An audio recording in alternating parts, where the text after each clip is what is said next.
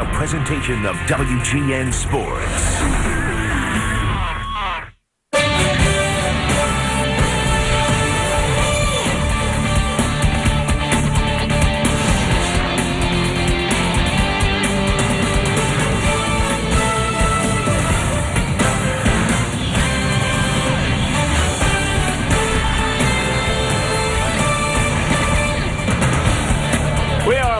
From Wrigley Field on a cool, breezy late June afternoon, and we're set for Chicago Cubs baseball on WGN Sports.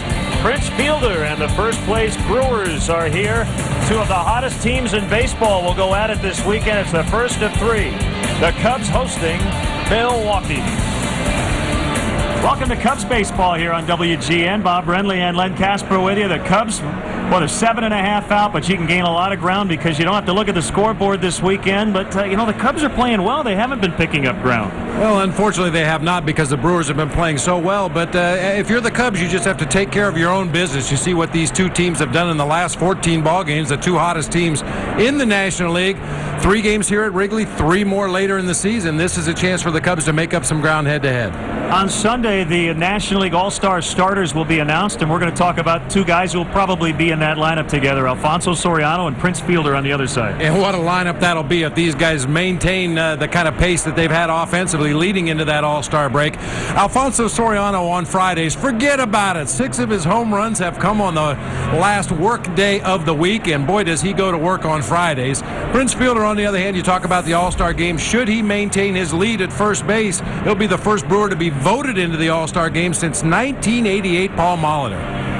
Left-hander Rich Hill will get the start to begin this big series, and he's faced Milwaukee a couple of times and has pitched well. Well, he's pitched well against them in the past, and what you have to be careful of is that the Brewers don't make an adjustment to Rich Hill. And talked to Rob Bowen before the ball game today. He had some different ideas coming over from San Diego the way they've played the Brewers in the past, so it'll be interesting to watch Rich Hill today. Rookie right-hander Giovanni Gallardo for Milwaukee. Now let's get the anthem. Wayne Messmer with the honor today. There will be second-chance drawings throughout the game for additional winners. And Alfonso taking the field with the rest of his Cubs teammates. Today's Chicago Cubs broadcast on WGN Sports, your official summer baseball station, is presented in high definition, sponsored by Comcast, and brought to you in 5.1 Dolby Surround Sound. This is one of those tweener days. Do I wear the jacket? Do I take off the jacket? Well, right now it's short sleeve weather. Seen a little bit of sun. And let's check in on Milwaukee's starting lineup. They had the day off just like the Cubs did. Corey Hart, red hot, a career-best 14-game hitting streak. J.J. Hardy's at short. Rookie Ryan Braun hits third. That's a pretty good spot between Hardy and Fielder. Hall in center, Estrada the catcher. Kevin Mensch is in left. Ricky Weeks, the second baseman, hits 8. And Giovanni Gallardo, we're told he's a pretty good hitter. He's 1 for 4 this year. And here's how the Cubs take the field defensively. Behind starter Rich Hill, brought to you by Pepsi, your world, your Pepsi. Soriano, PA, and Floyd across the outfield. Ramirez at third base. Fontenot moves over to shortstop today to make way for Mark DeRosa, who plays all over the field, as we talked about in our leadoff man show. Derek Lee over at first base. Rob Bowen will be doing the catching today for the left-hander Rich Hill. Briefly mentioned Rob Bowen coming over from the Padres, and it's always interesting when you have a catcher or pitcher come from another ball club, because sometimes their scouting reports are just a little different than what you're used to. And Rob Bowen had some very specific ideas how to go about pitching to Prince Fielder that they did with the Padres. We'll see how it goes today. The umpire's Bruce Fremming is a crew chief. There have been reports that he will retire maybe after this season, but sounds like there may be an announcement coming up at the All-Star game. We'll see. By the way, he's from Milwaukee. And the crew chief calls that strike from Rich Hill to Corey Hart. He's been their leadoff guy for 22 games, has a .439 on-base percentage in that spot. Talking to some of the Brewer players around the cage today, they said without a doubt this has been the hottest hitter in the lineup. He's hitting 26 of his last 28 ball games at a .360 clip, stealing bases. He's 16 out of 18 on the season. Well, Bruce flinched a little bit, didn't he? That's an umpire balk right there. It looked like Bruce wanted to call that big breaking ball a strike. It kind of started up and then turned away to his right just a little bit. Fouled off by Hart. Ned Yost has to be very pleased with the way his team has bounced back. They won 24 of their first 34, lost 20 of their next 30. They bottomed out on June 12th. They were no-hit in Detroit by Justin Verlander. But after that no-hitter, they've rattled off 12 of 14 and have kept the rest of the division pretty far away.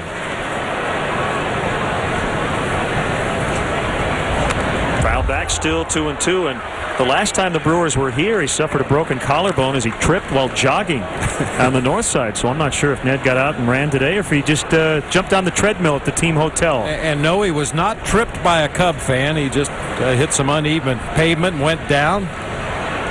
Well, we are told the pavement was a huge Cub fan. Good battle here.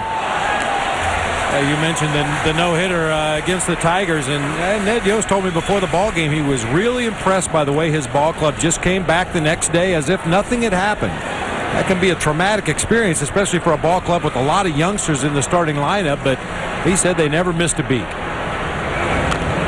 Another foul. You can tell why Hart's been in this good stretch, seeing the ball very well. Rich Hill trying to put him away. Cubs haven't lost in over a week. Season best 6-game winning streak. Now here comes pitch number 9 to the first hitter. Swing and a miss on the curveball.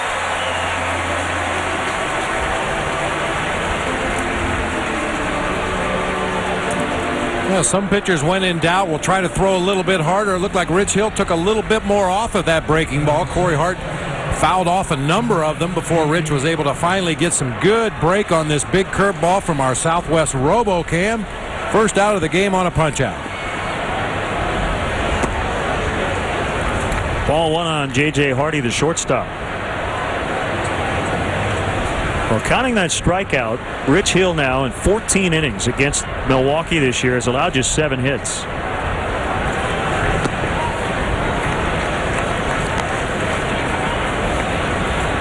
He's 3rd in the National League, 4th in the majors in limiting opponents in batting average, coming in at .209 against. Pop foul out of play to the right.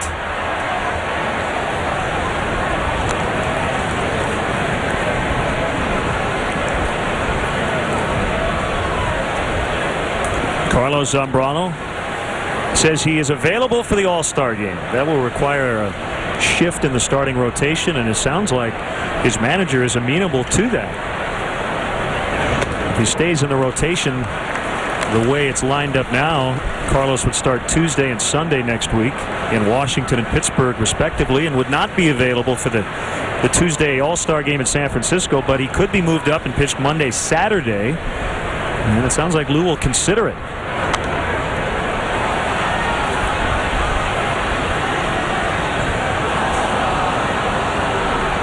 Coming up early next week, Bob, after the starters are announced Sunday, Tony La Russa is going to have some really tough choices, isn't he? Oh, no question about it. Every manager every year that has to pick the extras for that all-star team has tough choices to make.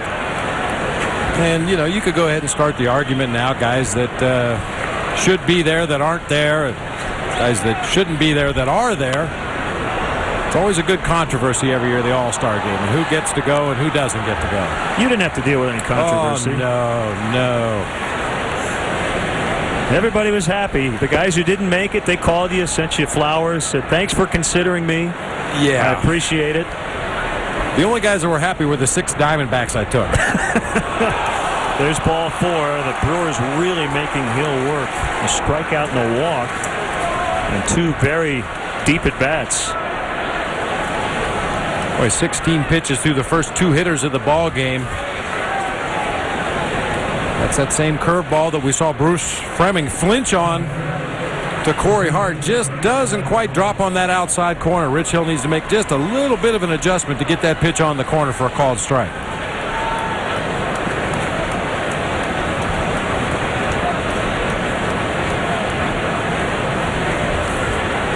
Here's rookie third baseman Ryan Braun. Bounced straight back. Boy, Braun having a real good rookie season, hitting .328 overall. But how about this, Lynn? Against left-handed pitching, Ryan Braun hitting .519, 14 for 27. He has one of the most comfortable spots in any batting order in all of baseball, hitting behind Hart and Hardy and ahead of Fielder. Well, appeal down to first. Mike Winters said no swing.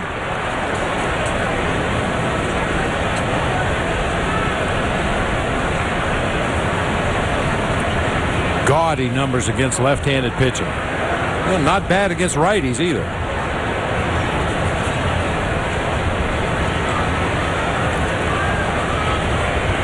Kick and a 1-1. Finds the zone on the breaker, 1-2. Braun was called up toward the end of May, so this is the first time he's ever played here at Wrigley Field. And Prince Fielder already with 5 home runs against the Cubs this year.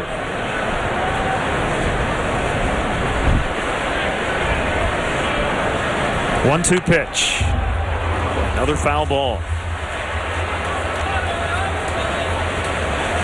One of 2 games going on right now in Philadelphia, the Mets and Phillies in the first of a day-night doubleheader. Mets leading 3-1 in the top of the 4th. That's it. Everything else later tonight.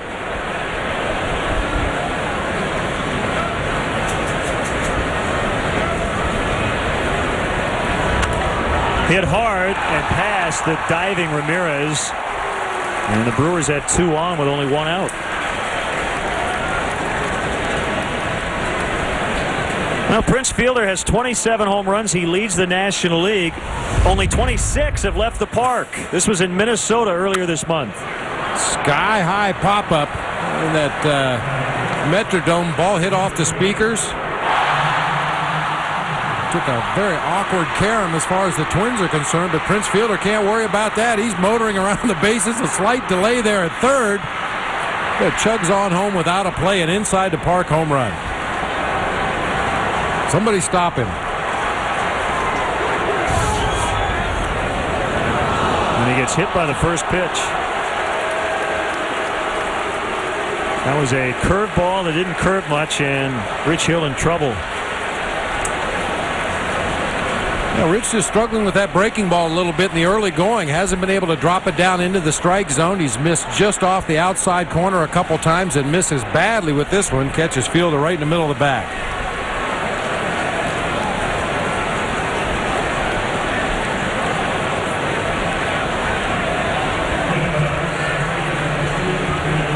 So 3 Brewers on the bases, and it's Bill Hall at the plate.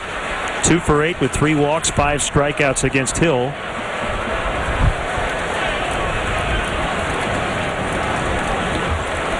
The wind coming out of the northwest at 66 degrees at game time.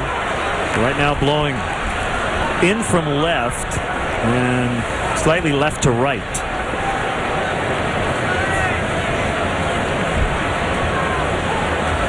And I've talked at length over the last couple of weeks about the improved play of the Cubs, especially on defense. Rich Hill has to give his defense an opportunity to make some plays behind him here.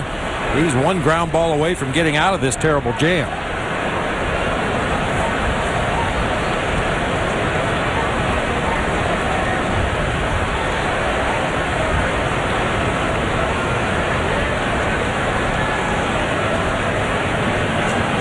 Hardy at third, Braun at second, Fielder at first. Only 1 hit, but a walk and a hit batter. And a flare over Derek Lee's head. Just foul.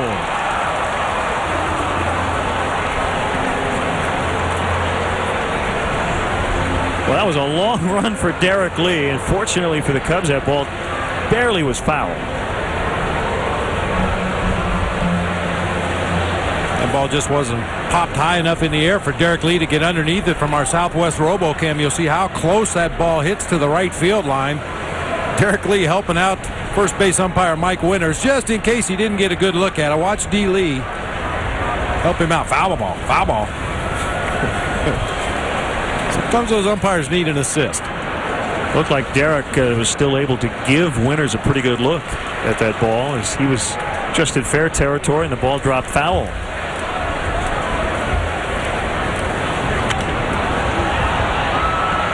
Floyd coming in. DeRosa out. It's going to drop down. It gets by Cliff. DeRosa's going to pick it up. Everybody advances one base. And Milwaukee has a 1-0 lead on the bloop single by Bill Hall.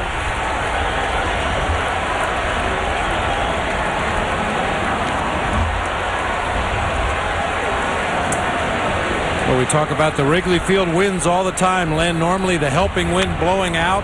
This time the wind blowing in pushes this ball further and further away from Cliff Floyd. He can't get there on a dead run.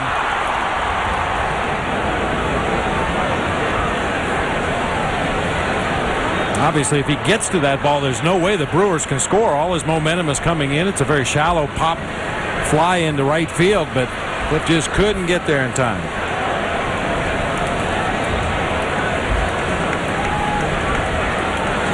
So Bill Hall 1 for 2 in attempted bloop base hits. Hit one foul and then hit one fair. Now Johnny Estrada, the switch hitting catcher, hitting .316 from the right side, slugging over .500 from this side of the plate. That's foul. He had Braun jumping out of the way, and he actually jumped into fair territory to get out of the way of that ground ball.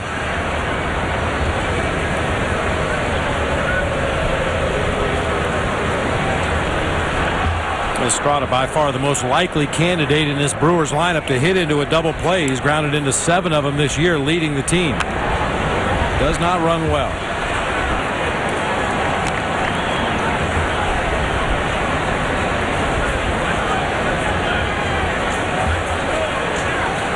Hill got a no decision his last time out. That was Saturday on the south side against the White Sox. An excellent comeback outing after his shortest start of the year in his previous appearance.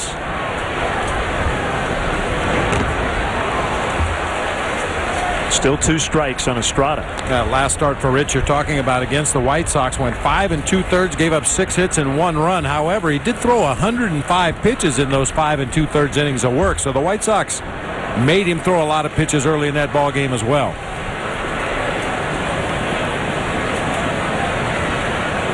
Kick and a pitch. Another foul. The Brewers have hit a good 7 or 8 balls foul, making Hill throw some extra pitches.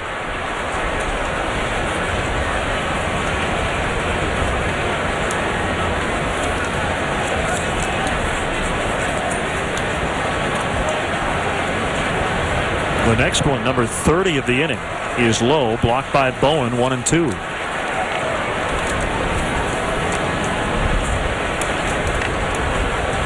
Very smooth by Rob Bowen behind the plate. Big breaking ball, squares it up, hits right in the middle of the chest protector, drops straight down. Nicely done.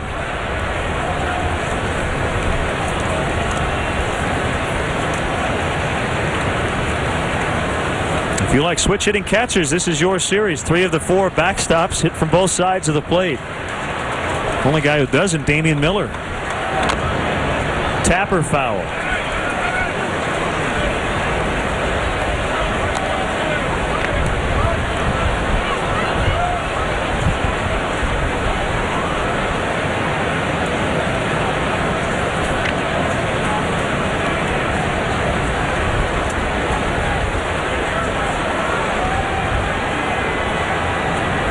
Brewers have gotten a run on the Bill Hall single to right.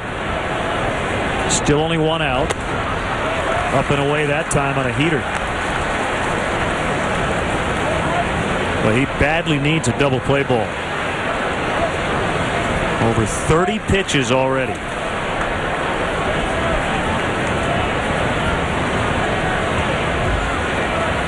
The 2-2.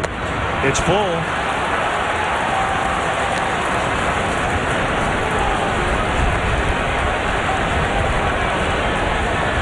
Now Estrada earlier in the week with the bases loaded hit a grand slam on Tuesday. Hill needs to throw him a strike.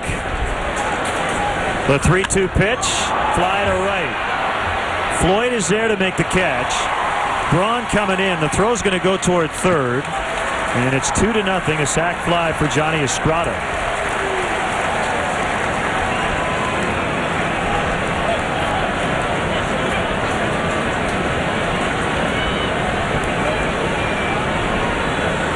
This ball hit a little better to right field than Bill Hall's. Estrada drives that ball into medium depth right field. Cliff has to kind of hold his ground. Couldn't really get much momentum. Decides just to throw the ball to third base and hold that runner at second.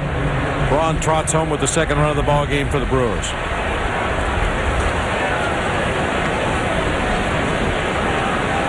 Brings up Kevin Mench. We talked about it in early June when we were in Milwaukee, and he is stuck on one walk. Now up to 161 plate appearances, and that walk was intentional. Pretty amazing. And it was April 4th. It was the first series of the season against the Los Angeles Dodgers. And we talked to stats, and the fewest walks in a single season since 1900, a minimum of 300 plate appearances. 2. Whitey Alperman, 1909. That's deep to right. And gone, a 3-run homer for Kevin Mench.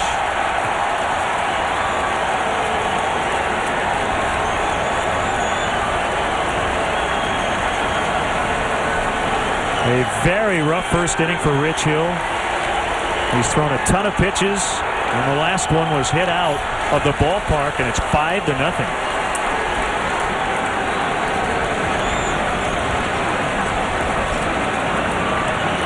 Another breaking ball just hangs up and out over the plate. Up around the letters. Mench goes with it to the opposite field. And even though the wind is blowing in today, this ball has no trouble getting up into the bleachers to right field. Well, got some work to do today, offense.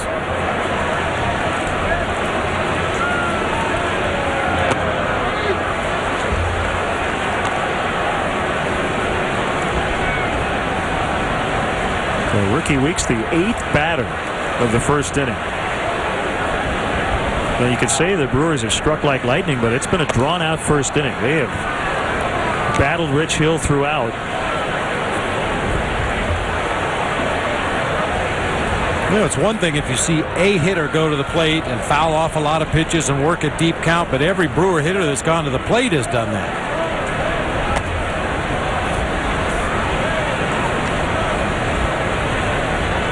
In his first 15 starts, Rich Hill had allowed 4 runs in the first inning, 5 today.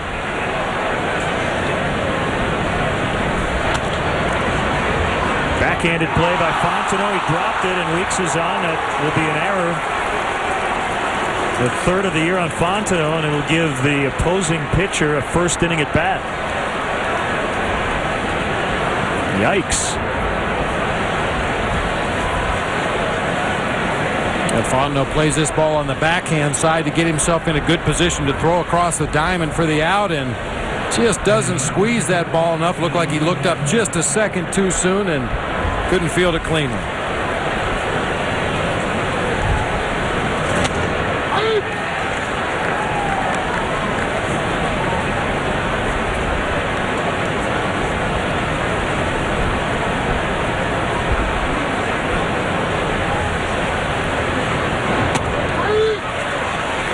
Bender for a strike. We're going to see some action in the first inning in the bullpen.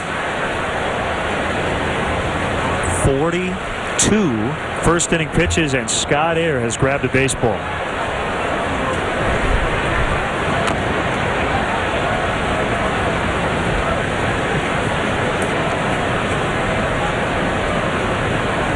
I'll tell you something, partner. It started in the first at bat. Corey Hart struck out, but he made him work.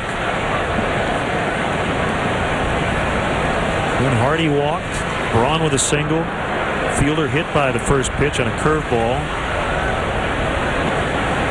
It hasn't gotten much better. And now the pitcher making some contact. Bill Hall with that bloop single to right.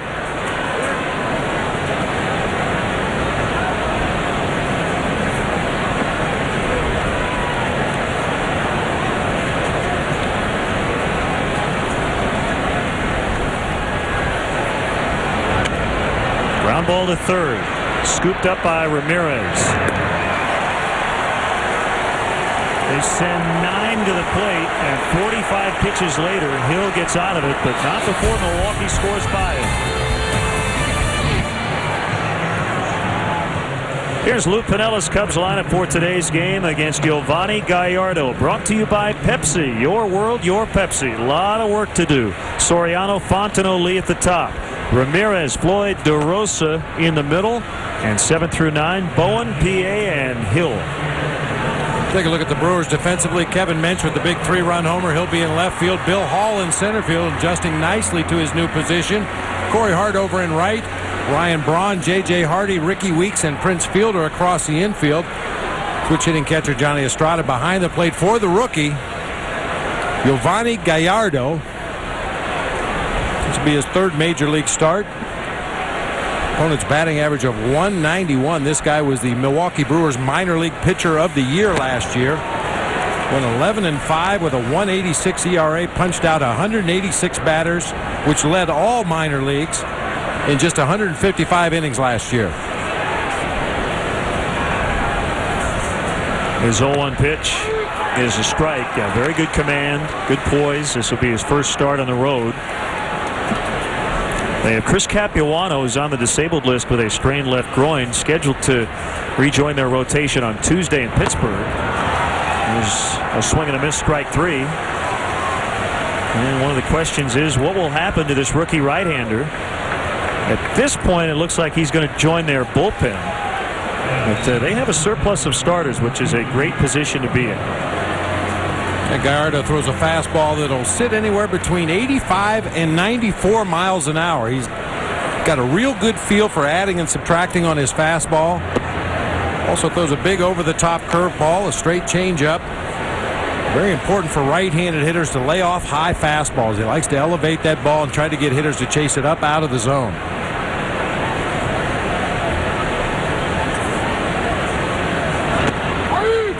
Deals a fastball in there against Fontenot with a 10-game hitting streak, 9 for 13 on the homestand.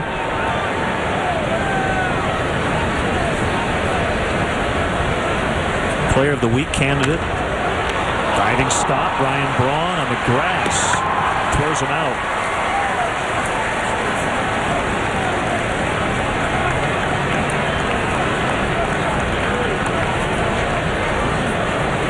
That's the idea for those guys who can bunt and run well. Try to draw those corner infielders in and then slap the ball past him. But Ryan Braun dives to his left to foil that base hit attempt.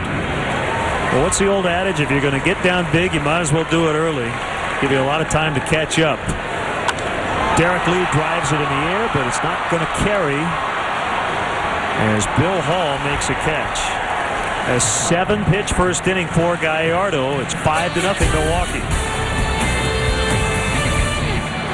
Matthew Bach, a 10-year-old from Chicago. They're having a great day here at Wrigley thanks to our friends at Walgreens. For information and official rules of the Walgreens Celebrity Bat Kid Sweepstakes, go to www.wgnradio.com. Well, second inning, Rich Hill hoping it goes a lot better than the first. He faced all 9. He gave up 5 runs on 3 hits.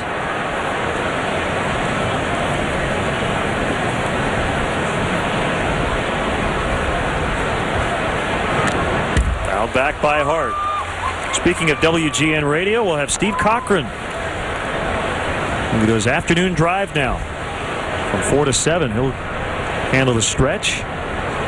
And he'll be good for a few laughs in the bottom of the 7th. What a good guy. Just hope the game's closer then.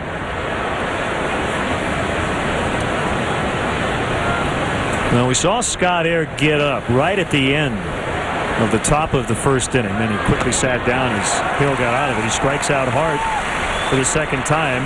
Let's hope it goes better after this because he struck out Hart in the first inning. And you kind of get into that area, Bob, where as a manager and pitching coach, you ask yourself early on, can Rich Hill get it back today? You don't want to get too far behind, but you don't want to use your bullpen in the first or the second inning. It's never an easy answer, is it? No, it's never easy. I mean, a lot of it has to do with the history of the pitcher on the mound that particular day. Has he been able to regroup in the past when he's hit some adversity? It looked like Rich was having some mechanical difficulties in that first inning. Just couldn't seem to get that breaking ball consistently down into the strike zone. He missed up and away. He hit a batter, left a few pitches over the heart of the plate. See if he's able to keep that ball down and over the plate in this inning.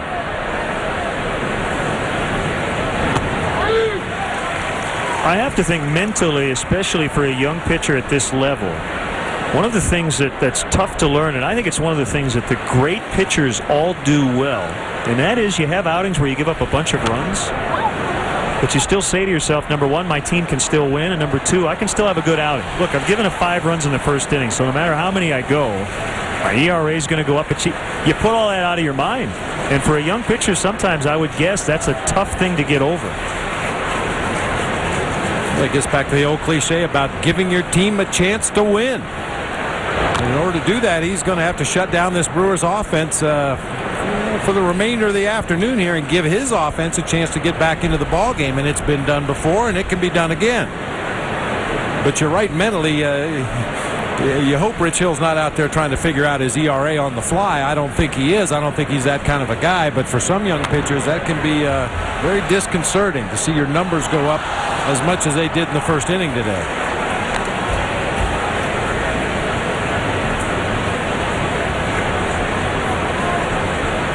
I mean, when Greg Maddux was here, we saw starts where he'd give up 3 or 4 in the first inning, and all of a sudden at the end of 6, he's still allowed 4. They were all in the first inning. Found a way to settle down and hang around.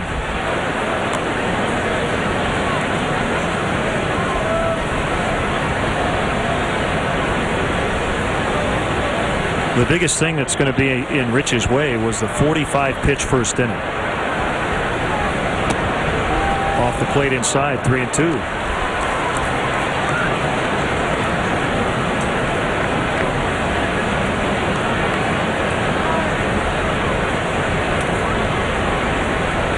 Well, he's been good pretty much throughout. He walks Hardy for the second time, so a mirror image of first and a second. A strikeout, then a walk.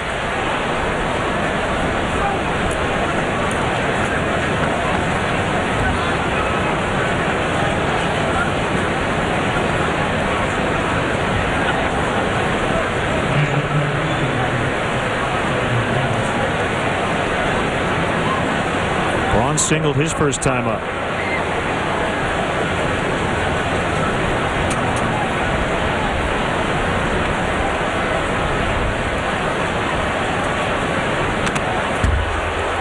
One of the things the Brewers have done, really 2 things. They've been great against their own division, 21-10 versus the National League Central. It's the best record of any team within its division. The other thing is that they've beaten the teams they should beat. And when they really scuffled is when they started to play a bunch of winning ball clubs. You could look at that 2 ways. You could say, well, maybe they're not ready for prime time. The way I've looked at it is they're winning the games they should win. If you do that, they're probably going to win this division. With the unbalanced schedule right now, the other 5 teams in the National League Central are under 500. So if they beat those teams regularly, that should be enough.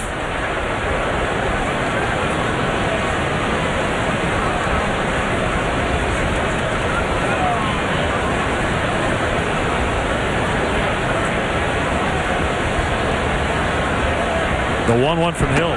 Swing and a miss by Braun.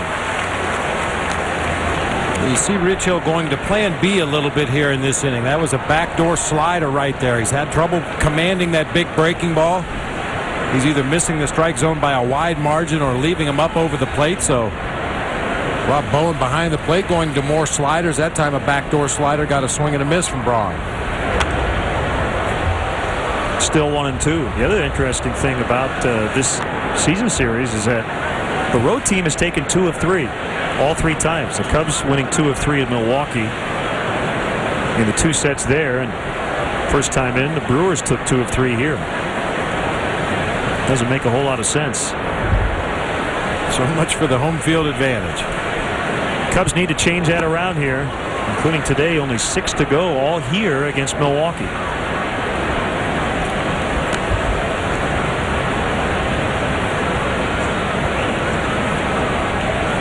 mentioned it. The Brewers starting pitcher Gallardo was the minor league pitcher of the year last year. Ryan Braun, the hitter at the plate, was the minor league player of the year last year for the Brewers.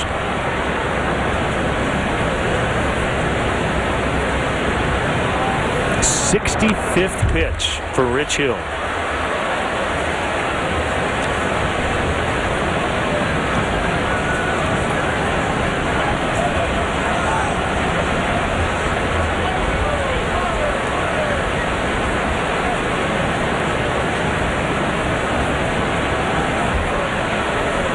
Maybe in from Hawaii, who knows?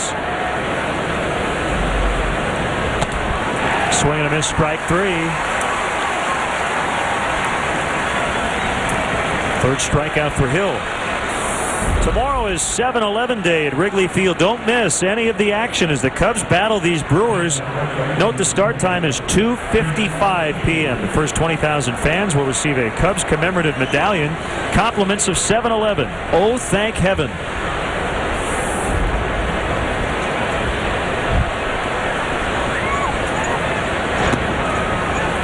Ball one on Prince Fielder. Well, you never mind strikeouts, but I think what Rich wants is a guy to swing at the first pitch at a ground ball to Derek Lee. That's what he really needs. 1-1.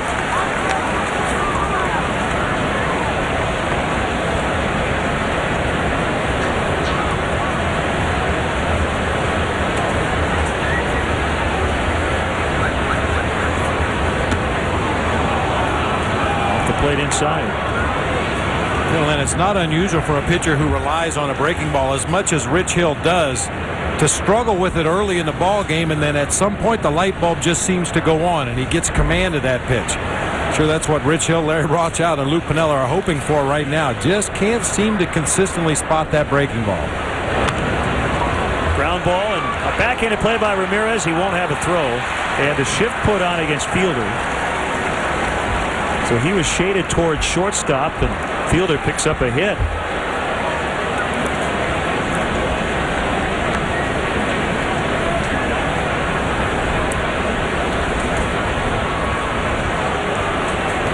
You see the big shift put on.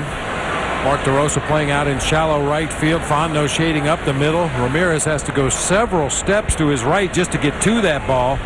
And as we showed you earlier on that inside the park home run, Fielder runs a lot. Your point about the curveball, and what that tells you is he's got to keep throwing it. And either he's going to have it or he doesn't. But Rich Hill is a guy who needs to have his curveball to be effective. And one thing you can do, you can try to work it back in as you go along. You know, maybe go to your other pitches, your fastball, your slider, your straight changeup. And in those situations where you get ahead in the count, really concentrate on burying that curveball. Throw it down in the dirt. That'll allow him to finish that pitch and maybe give him a little better feel for it when he does try to throw it for a strike.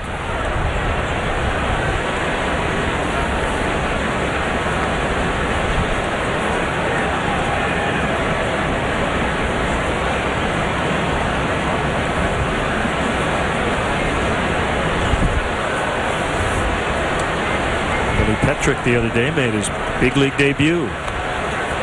Pretty good chance we're going to see him at some point today.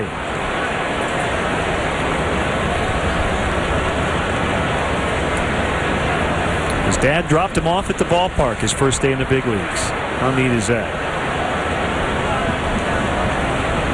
Dropped him off at work at Clark and Addison. 1-1 pitch. Paul fouled it off his front foot. He has protection up there with a shin slash ankle slash foot guard.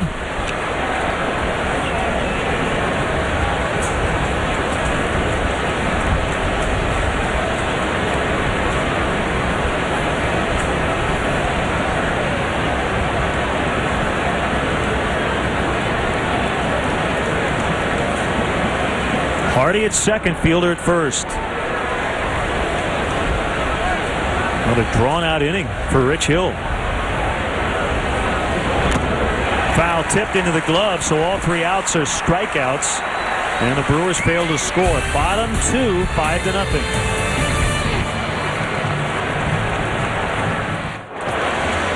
Well, it's baseball season, but it's wedding season as well.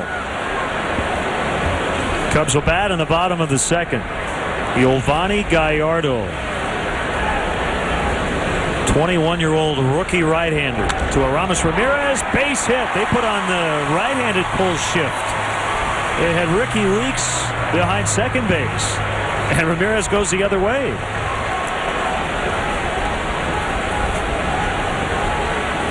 Even though he gets a base hit, I'm a little surprised to see the Cubs as aggressive as they have been through the first 4 hitters of this ball game against a pitcher they've never seen before. You may recall in the last few years that's been a problem for the Cubs offensively, facing pitchers that they've never seen before, they don't have a real good book on. That time Ramirez finds a hole in that overshifted infield, but let's see these Cubs hitters take a few more pitches just to get a better look at this young man for the second and third time around. Here's Cliff Floyd. He'd love to have a big day for a couple of reasons. Not only for his team, but for his dad, Cornelius, who Cliff told me before the game was going to be brought out. He's still in the hospital recovering from surgery, but they're going to bring him to the ballpark today. Great. So Dad is scheduled to be here in the ballpark. He may be here already, which is great news. Cliff was very excited about it. Busted back fly ball. Bill Hall is there. That's the first out. And here comes today's leadoff man guest, Mark DeRosa.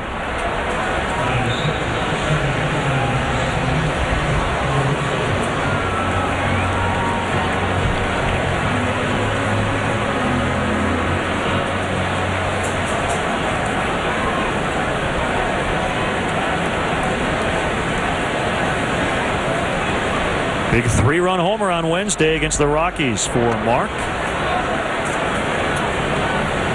I love what he said. He came to the ballpark today. It felt like a playoff atmosphere driving to the park.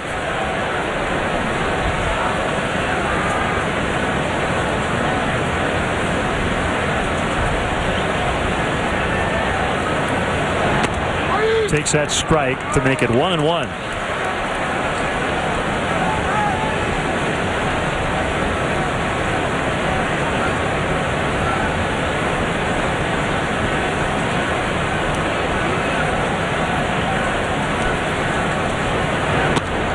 I suppose you could make the analogy of the Cubs in the standings and what's left in the season, and the Cubs down 5-0, but still early.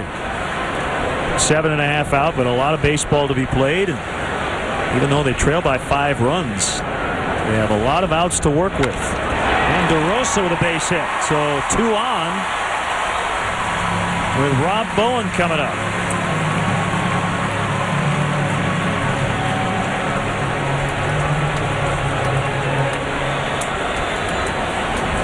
Nice job by DeRosa taking that pitch on the outside corner right back up the middle of the field.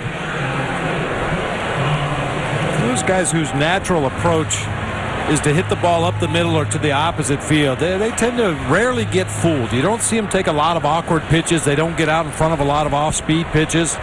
Occasionally they will get jammed with a fastball inside, but when you stay on that ball as long as Mark DeRosa does, you're going to get a lot of base hits the other way.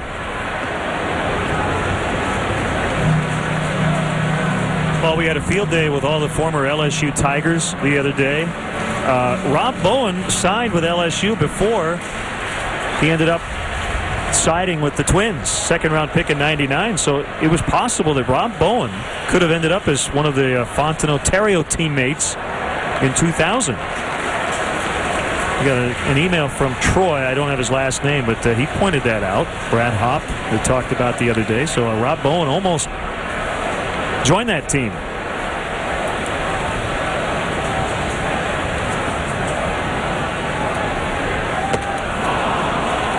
Swing and a miss. That's that elevated four-seam fastball from Gallardo. Looking at his pitching charts his last time out against Kansas City, he got a lot of swings and misses on pitches above the belt. You look at the velocity, he's not overpowering with that fastball, but he hides it well. Use a mechanical term, seems to get the ball going downhill very well, and then when he does elevate the ball, it looks so big to the hitter that they have a problem laying off of it. Billy Petrick is up. We're nearing the bottom of the order here, and if the Cubs have a chance offensively, they may just pinch hit for Rich Hill. Got him on a breaking ball, called strike 3.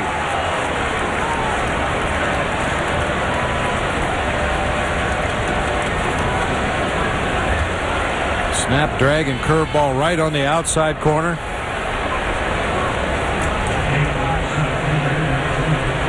Gallardo only gave up 5 hits in that start against Kansas City. Went 7 strong innings. All 3 hits that the right-handers had against him came on breaking balls. Both the hits the lefties had against him came on fastballs. Now rookie against rookie. Felix P.A. the batter. Outside, ball 1. Jock Jones is on deck to bat for Rich Hill in case that spot comes up.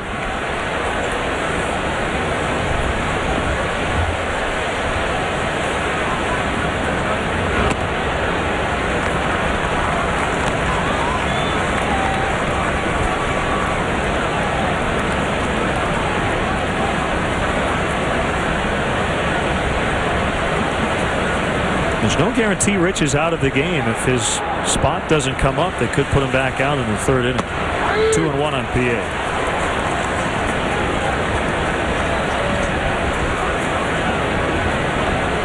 This is where the American League National League thing comes into play big time.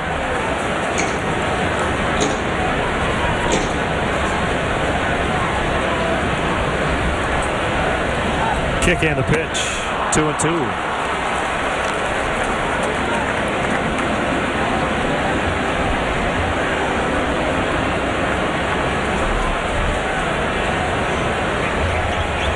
Gallardo was born in Mexico but grew up in Texas. Attended Trimble Tech High School. And was a 2nd-round pick in 2004. Full count.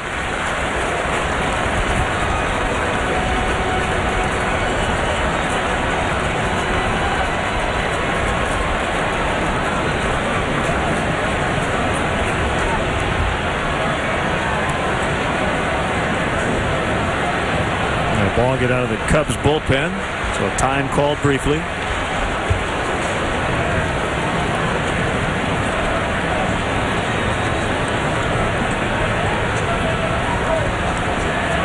PA has struggled a bit lately. Ready for a 3-2 pitch, called strike 3 on a fastball. Frozen on a pitch that caught the zone. 2 hits, no runs, 5-0 after 2.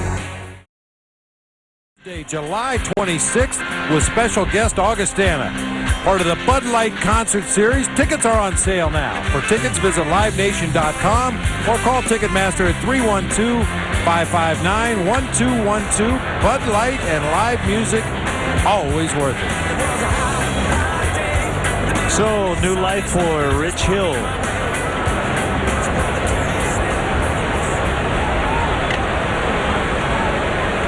That foul ball by Johnny Estrada, the 30th foul ball hit off Rich Hill already. And there are a lot of pitchers through 2 innings who would not have even thrown 30 pitches. That's amazing. 29 foul balls in the first 2 innings for Milwaukee off Hill. I don't know if that was a game plan coming in, hit as many foul balls as possible, but it has worked. Those are really, really good hitters if that was their game plan and they've been able to foul off 30 pitches already. That's strictly a matter of coincidence. There's another one.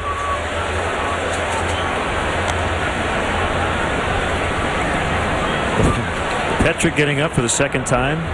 If you count those 2 and Scott Air, it's the 3rd time a Cubs reliever's gotten up. It's been a bizarre start.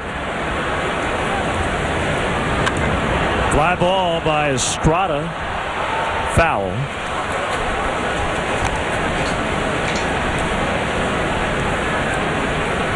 And Bob, do you feel better about the Cubs offense maybe the 2nd time around after having seen Gallardo once? Well, you'd like to think so, but as I said, a lot of the Cub hitters attacked the first pitch they saw. Derek Lee saw 1 pitch, Aramis Ramirez saw 1 pitch, so you'd like to think 2nd time around they'll have a better idea of what to expect, but not necessarily.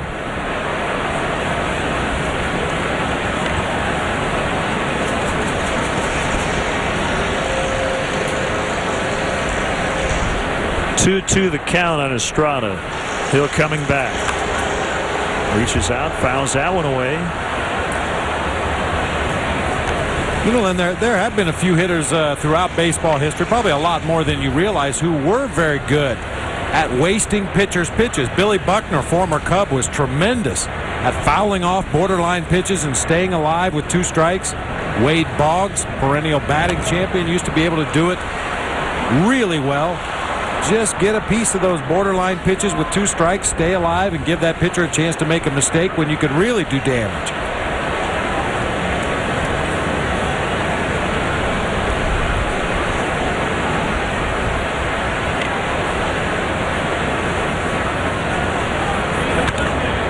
Hit hard, knocked down. Good play by Ramirez. A little bobble there, but he kept it in his glove and throws out Estrada.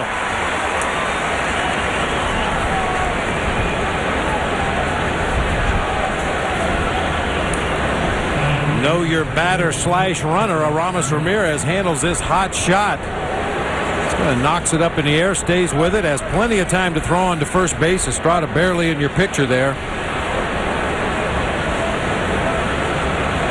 Nicely done. What you're saying about being a good third baseman, what do you need? Strong chest and a strong arm. That's Ron Santo's line. Yeah. DeRosa can't handle it, and Mensch is on. That should be a single for Mensch. It looked like DeRosa held his hands up momentarily as he was chasing after that ball, and like perhaps he lost it in the haze here today. Ball right in on his fist, just hits that little pop-up out into shallow right. DeRosa had his glove near the ball. You saw him right there with his hands up in the air. I don't think he really picked up that ball till it was right near his glove. He reaches out, tries to make the play. It just ticks off the webbing of his glove. It's a tough error. No hit for Mensch. It's an error on DeRosa. It's the second one for the Cubs. The other one in the first inning by his double play partner Mike Fontenot. First pitch strike on Ricky Weeks. Yeah, it's one of those days, not bright sunlight, but very, very hazy. It's one of those squinty days. They have changed the scoring. It's a hit. Which I think's the right call. I agree. They need to go back and change the one on Kaz Matsui the other day, too. Oh, yeah. Matsui probably ran about the same distance as DeRosa did, but straight out into center field looking up into the sun and couldn't make a play on a pop-up. Sharply hit. Ramirez with time to get it to second, but Weeks runs well. That ball was hit very hard. Ramirez took his time, but man, oh man, Ricky Weeks got down there quickly, and DeRosa couldn't get it to Derek Lee for the double play, so they only get one. Well, Ramos just took way too much time to get rid of that ball there. Ricky Weeks runs well. There's no question about it. And on a hard hit ball like this, you should be able to turn to it. This took a little bit too long to unwind right there. Has the ball, takes a couple of crow hop steps before throwing on to DeRosa. He does everything he can to try to turn it, but with weak speed, they couldn't get it. This is foul and out of play off the bat of Gallardo.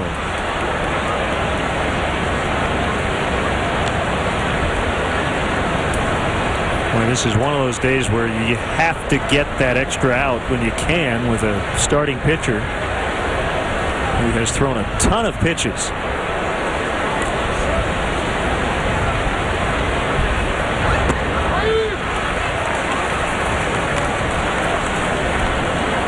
And the inability to turn that double play allows Gallardo to come to the plate in this inning rather than leading off the fourth inning. I talk about that all the time, the way the lineup rolls over. You can get that pitcher leading off an inning. You'd like to think you can retire him and then go to work on the top of the batting order already with one out in the inning.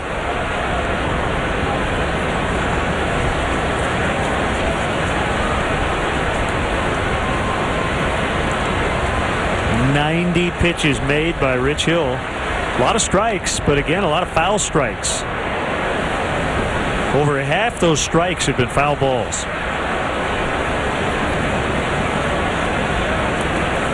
He's averaged 93.2 pitches per start. And almost hit Gallardo. Just able to get the back leg out of the way. 1-2.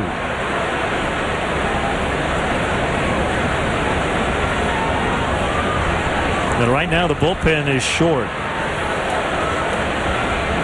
6 relievers out there. Lou Piniella prefers to have 7. Swing and a miss and a strikeout to end the inning. A hit, no runs. 5-zip Milwaukee. Baseball Station is brought to you by Bud.tv, where entertainment is always on, only on www.bud.tv.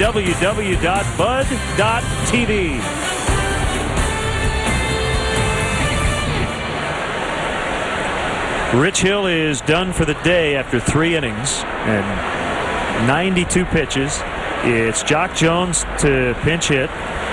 Brewers hit 37 foul balls off Rich Hill.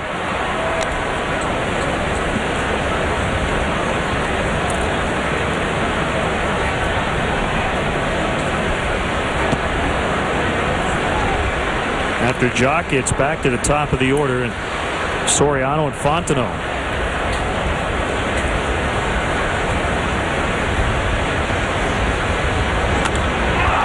Deep to right, but not deep enough, as Hart will put it away right at the edge of the track.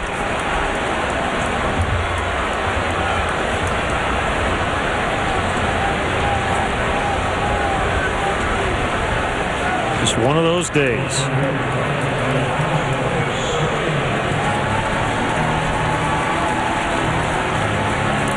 And it's been his last 2 times here that he's really scuffled. The Padres hit the ball hard against him all day. 2 starts ago, he went just 3 innings, gave up 5 runs. And exact same line here.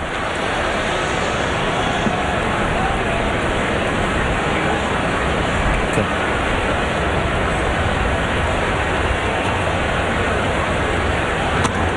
1-1.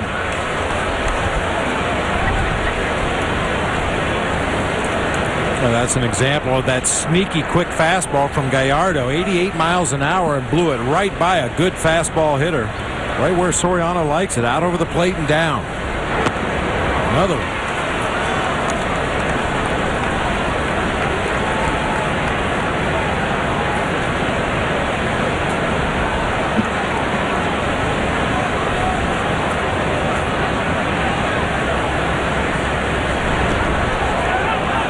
Bounced up there, and he went around. So Estrada will just throw it to Fielder as Mike Winters made the call from first base.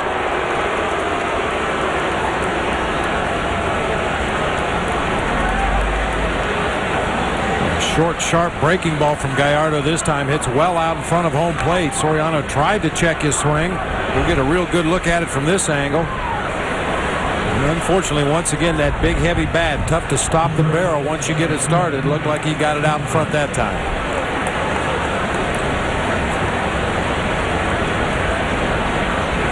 Here's Fontenot. Grounded out his first time, retired on a very nice play by Ryan Braun, the third baseman. And our friends over at the message board on Cubs.com with a let's give Mike Fontenot a nickname post. So I decided to put that up on our blog as well, trying to come up with a good nickname for one of the hottest hitters in baseball.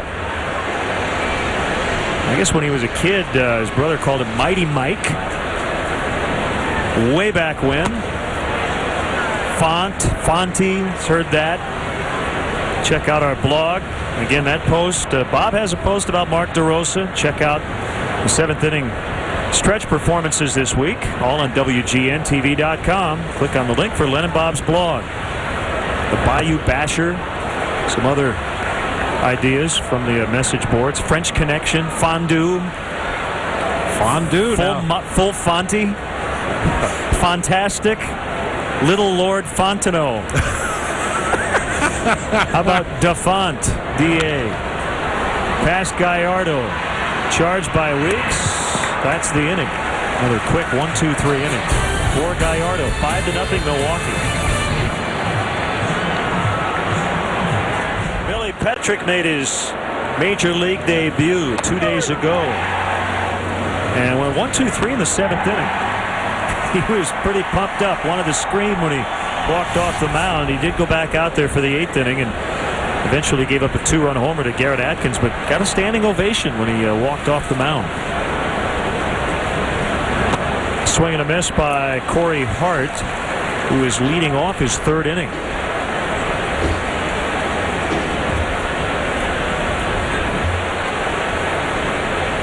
He started the year at High A Daytona, then at Double A Tennessee, now in the big leagues.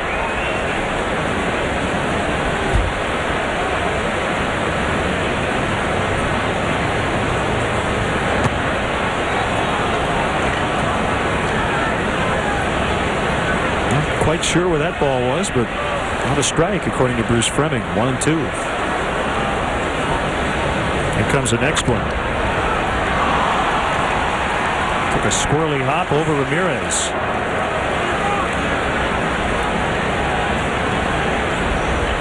So Hart is on for the first time. If it's a hit, it's a 15-game hitting streak, and I'm sure think it has to be. Breaking ball, outer half of the plate. Where Hart just rolls over, hits a topspin grounder that just shot past Ramirez at third base. 6 hits for the Brewers.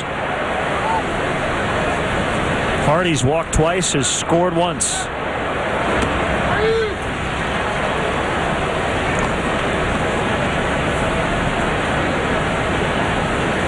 JJ was bothered recently by lower back tightness. It started with a cranky knee. He began favoring that, ended up tweaking his hip. Then he favored that, and then the back started to bark.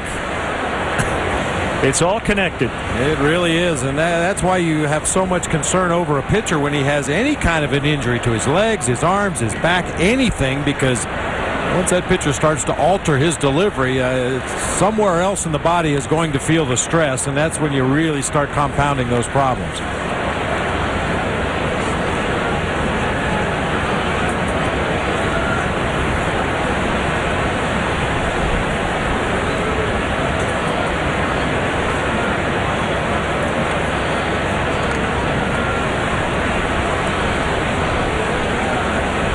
Frederick with a check on Hart over there at first base. I mentioned earlier, 16 out of 18 on the season in stolen base attempts.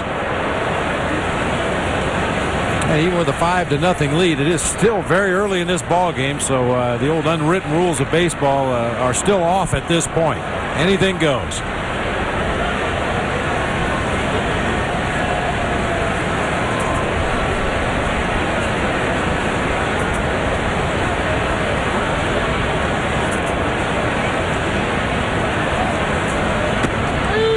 Caught the corner.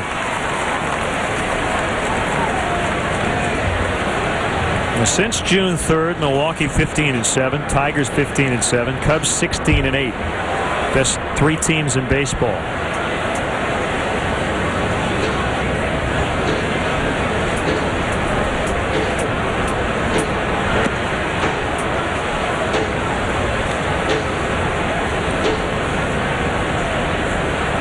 Jeff Milstein watching our game today in Longview, Texas. Happy birthday, Jeff, and we wish you a very speedy recovery.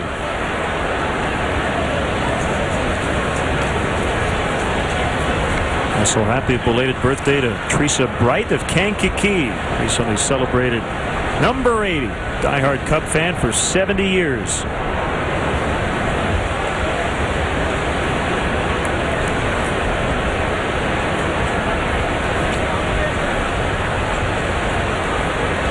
Runner goes, swing and a miss. The throw, got him. That's a double play. Strike him out, throw him out. Bob Bowen nailing his first base stealer as a Cub. He's now 1 for 3 in that department. The catcher's favorite double play, the old strike him out, throw him out. Well, all DeRosa had to do was catch the ball right there, and Hart slides right into the tag. Nicely done.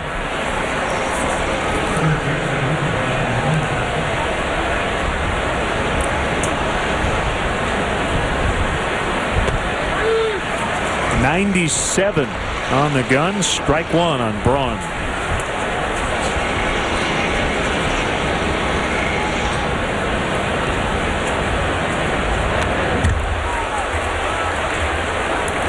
Well, What a day for milestones yesterday. Congratulations to Frank Thomas with his 500th career home run, the 21st player to get to that plateau. Later was ejected.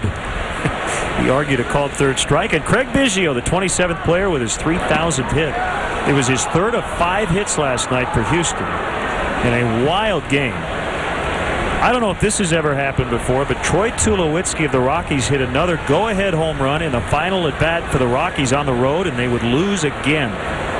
Carlos Lee with a game-ending grand slam. 5 hits for Biggio.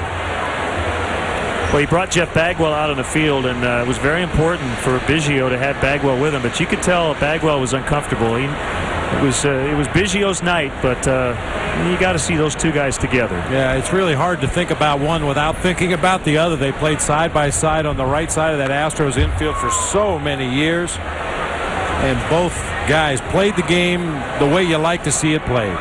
Craig Biggio, after the ball game, had dirt all over his uniform, which is what you'd expect. Very humble, very appreciative of the Astros organization for giving him the opportunity to play at the highest level and play the game the way he has all these years. Meanwhile, the Rockies in a tailspin, having lost 7 in a row. How are you feeling if you're Troy Tulowitzki? I mean, you're on top of the world thinking, hey, a game-winning home run on the road. Hey, knock it off. Quit hitting those ninth-inning homers.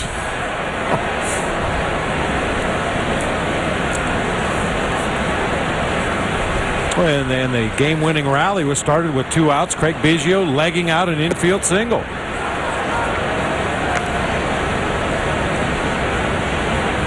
I'm telling you, you would have hit 35 home runs in that ballpark. It's Crawford boxes. It was made for you. I'm telling you. Caught by Ramirez. Timed the leap perfectly. Robs Braun. Time to get to work offensively. Bottom 4, Lee, Ramirez, and Floyd coming up.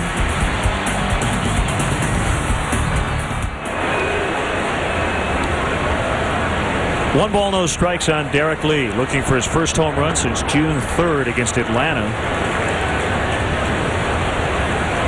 What a great shot at the All-Star team. Derek's second in the league in batting.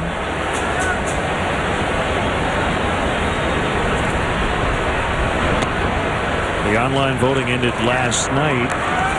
And the last check, Alfonso Soriano was in the top 3 among outfielders in the National League.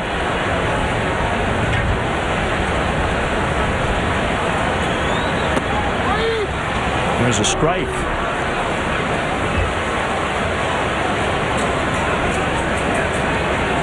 Aramis Ramirez will have a shot as well as a backup. There's a walk. Good start. First walk given up by Gallardo.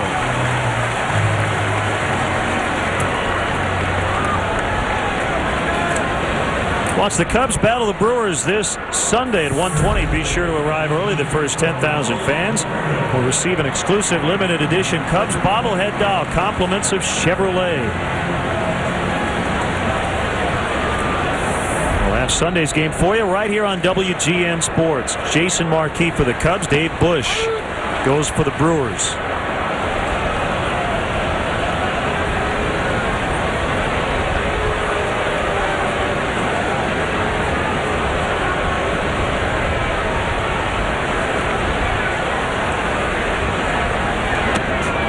Way outside. And they seem to be a little bit more patient now against Gallardo. First 2 outings, both quality starts. And into the season, the top prospect in the Brewers organization, according to Baseball America.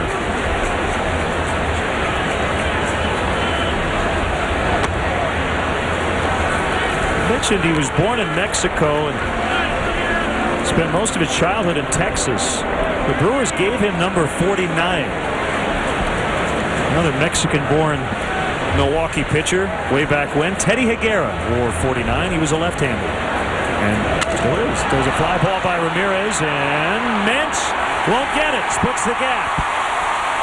Lee will be held at third base, and the Cubs with their best opportunity. Second and third, no outs.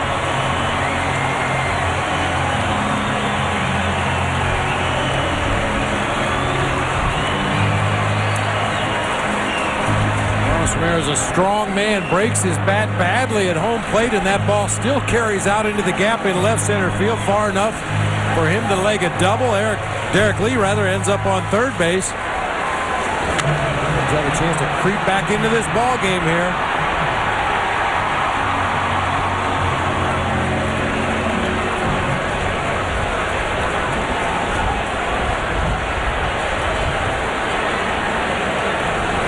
So here's Cliff Floyd.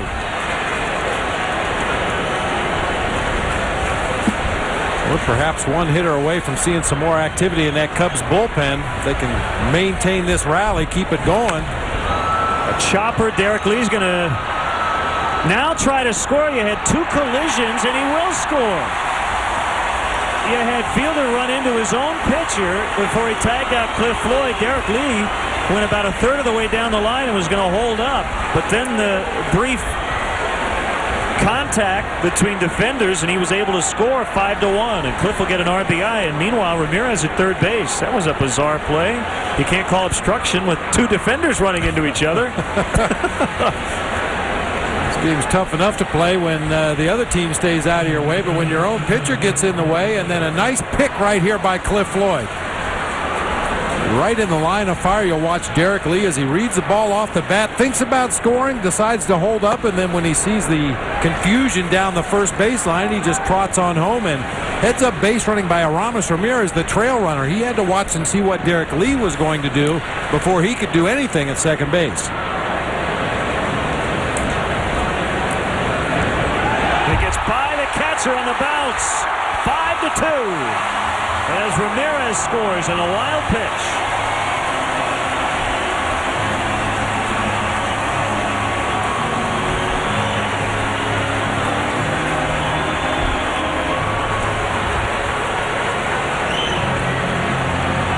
Cliff Floyd with that ground ball to the right side of the field. Fielder saw Derek Lee halfway down the line, decides to just go ahead and take the out, and once Fielder took his eye off Derek Lee, that was it. He broke for home plate, and then the wild pitch allows Ramirez to come on home to score. So good base running by the Cubs right there. Derek Lee and Ramos Ramirez. So the three guys involved in that play all doing a post-mortem on it. Meanwhile, 3-0. There's a strike, 3-1. Cubs inching their way back in.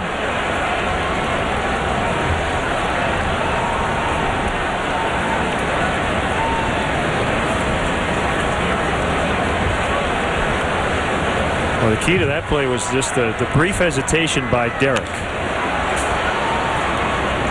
He takes another step. Fielder probably throws that ball to the catcher.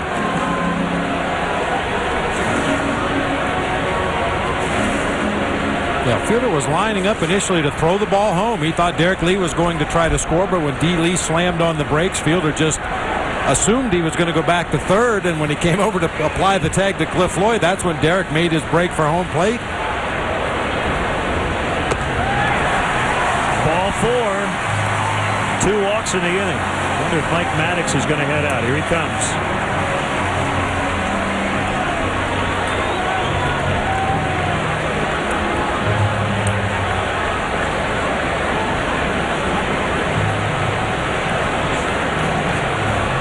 While we have a moment, let's step aside and see what's coming up on WGN.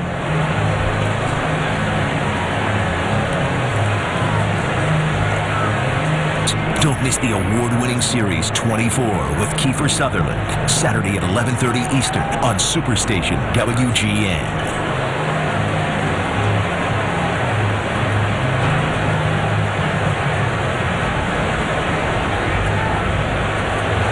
Bill Hall working on getting those sunglasses in order.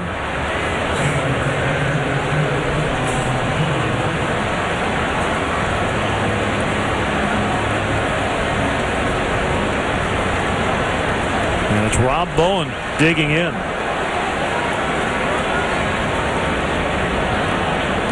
Runner at first, 1 out, 2 runs in.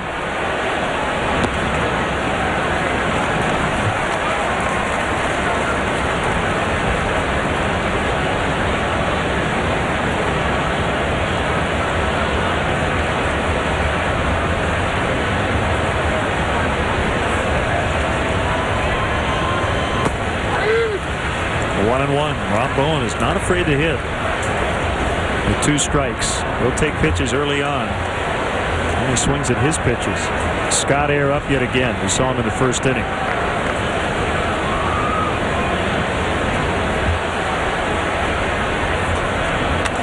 Swings at that one, soft liner, and a catch on the backhand by Hardy. DeRosa back to first.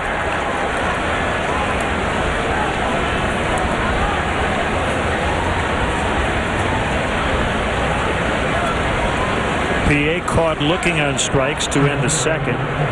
Batting with 2 outs and a runner on in the 4th.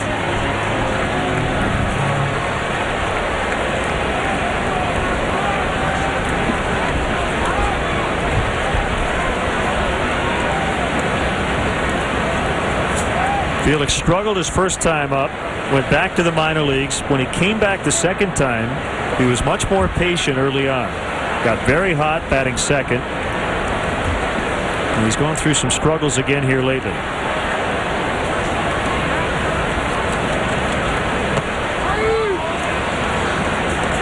His struggles lately have been more a factor of swinging and missing. He just hasn't made enough contact to take advantage of that blazing speed that he has.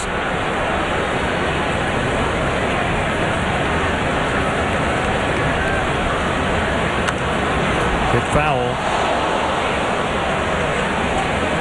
Cubs are 27-15 in the 42 games in which PA has appeared.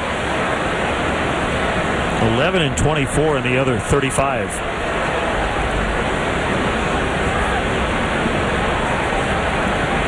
He's definitely added some energy to this club. We've seen some other youngsters come up since.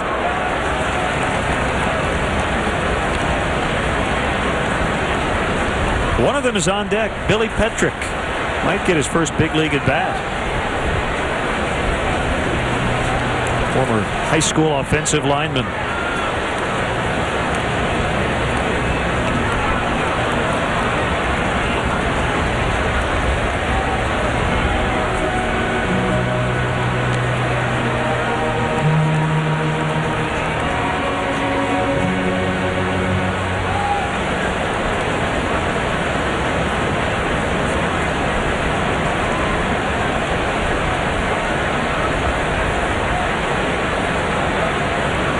So far in the inning on 1 hit.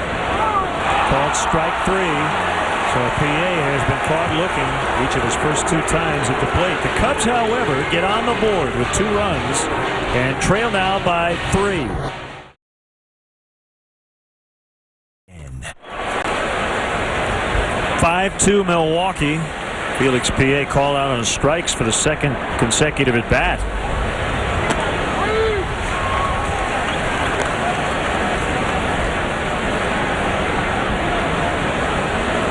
Fielder hit by a pitch in the first, scored on the 3-run homer by Minch. Soriano camped under it.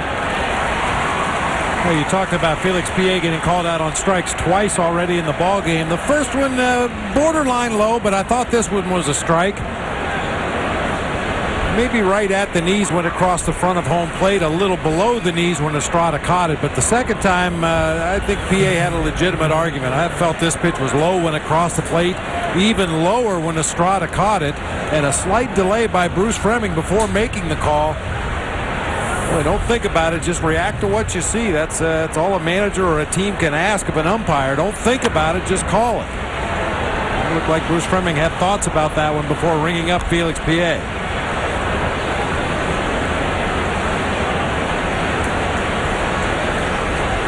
Been a number of top of the kneecap, bottom of the kneecap strikes called in this ball game today. Down there at the bottom. That one above the strike zone on Bill Hall.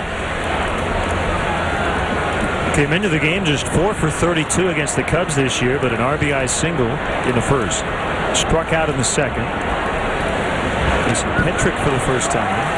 And he misses a breaking ball.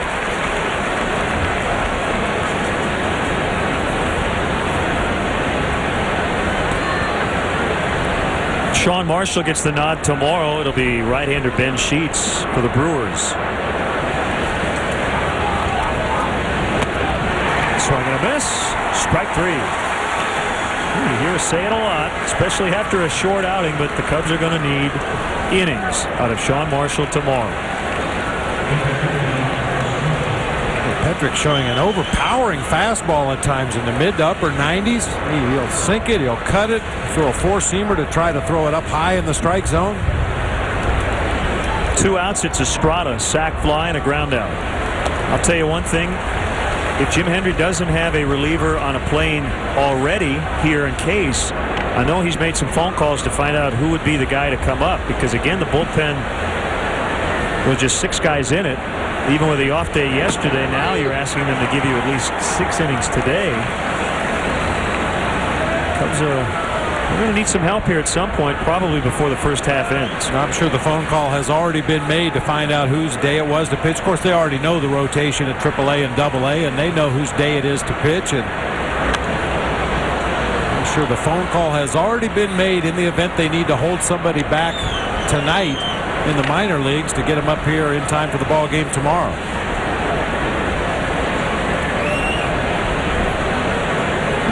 We've gotten a lot of emails about left-hander Ryan O'Malley, who had that magical major league debut last year. Well, he struggled this year at AAA Iowa. 16 starts, 3-7 with a 7.61 earned run average.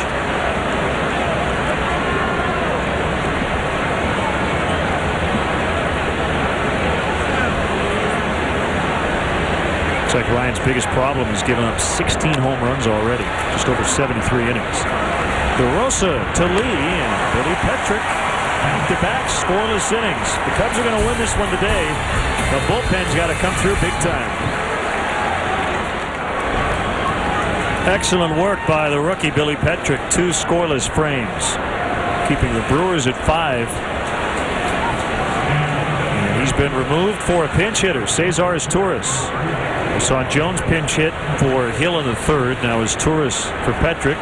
Michael Wirtz out of the bullpen will likely pitch in the 6th.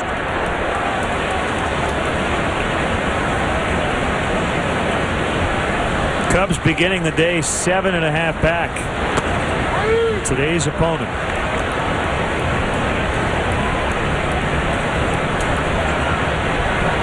We've already seen 2 guys, and Wirtz will become the 3rd Cubs pitcher in the next half inning. Popped up by Cesar on the left side. Near third base is Braun for the first out. Cubs getting their first look at young Gallardo out there on the mound for the Brewers. It's understandable that the first time through the lineup, especially when you're a little overly aggressive offensively, you're not going to have your best swings at a guy you've never seen before, but this guy gets better the second time through the lineup. It's just the 3rd time around. Once that pitch count starts to get up there a little bit, the 3rd and then subsequent 4th time that a team sees him, they have a little better luck against him. He's got good stuff, though. I'll tell you, I'm impressed with this young kid. Didn't know what to expect. Basically a 3-pitch pitcher, fastball, curveball, changeup. A very rare changeup in the ball game today. Good over-the-top curveball and that sneaky, quick fastball that he'll change speeds on.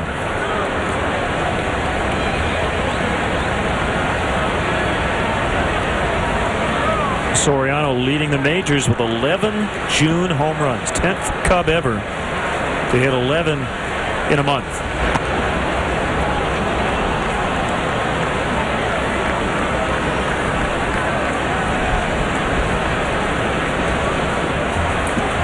Now a big surprise, leading the National League in slugging this month, 704. To right, that one will drop down for Soriano. Over to get it is Corey Hart. Soriano busting his tail towards second. He'll slide in safely.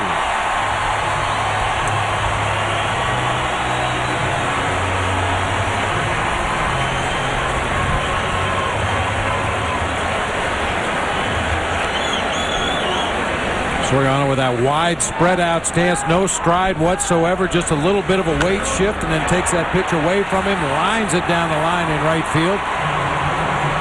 Pretty nice play by Corey Hart, but too much speed from Soriano. Easy double. Here's DeFont. I don't know if that works or not. We'll just keep coming up with stuff till we find the right one. I kind of like fondue myself. Fondue. He's hot and he's smooth, you know. Good go.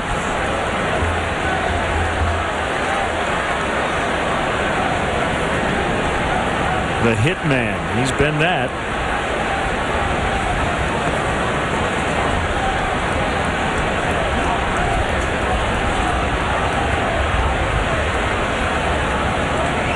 Gallardo steps off. He had his shortstop Hardy sneaking in behind Soriano and then backing up. Have you seen this high five?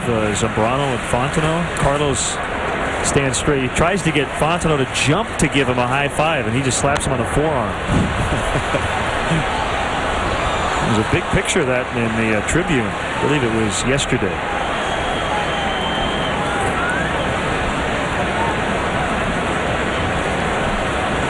Tell you what, he has earned his teammates' respect, and I think one swing was the big one. The home run he hit over the bleachers in right did not get out to Sheffield because it hit the back of the concourse and bounded back inside corner strike.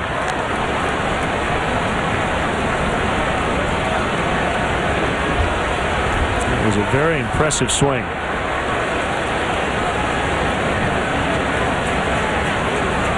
And a 5-for-5 game to start this homestand. A 1-2 on the way and struck him out. So he's 0 for 3 today. And Gallardo now with 6 strikeouts.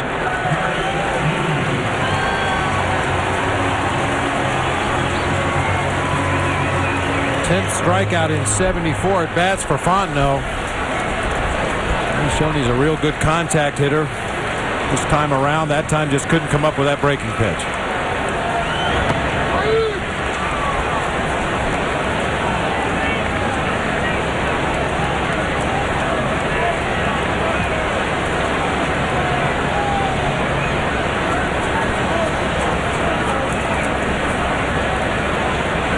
The 0-1 with the 2 strikes on Lee. He's not throwing him a fastball on the first 2 pitches.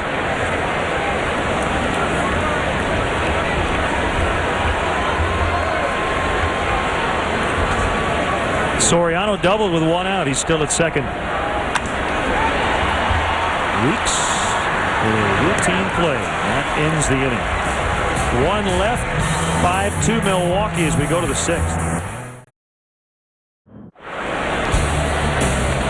Today's Honda Civic game summary, a big first inning. That's been the difference. Milwaukee scoring 5 times, capped by the Kevin Mensch 3-run homer. Rich Hill today threw 92 pitches in just 3 innings. The Brewers hit 37 foul balls against him. They really made him work. Today's Honda Civic game summary. Get performance and save gas. Test drive a new Civic at your Honda dealer today. Third pitcher for the Cubs is Michael Wirtz facing Kevin Mensch.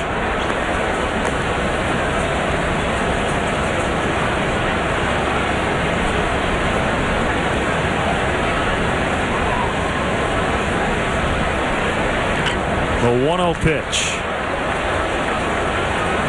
Now 2-0 on Mensch.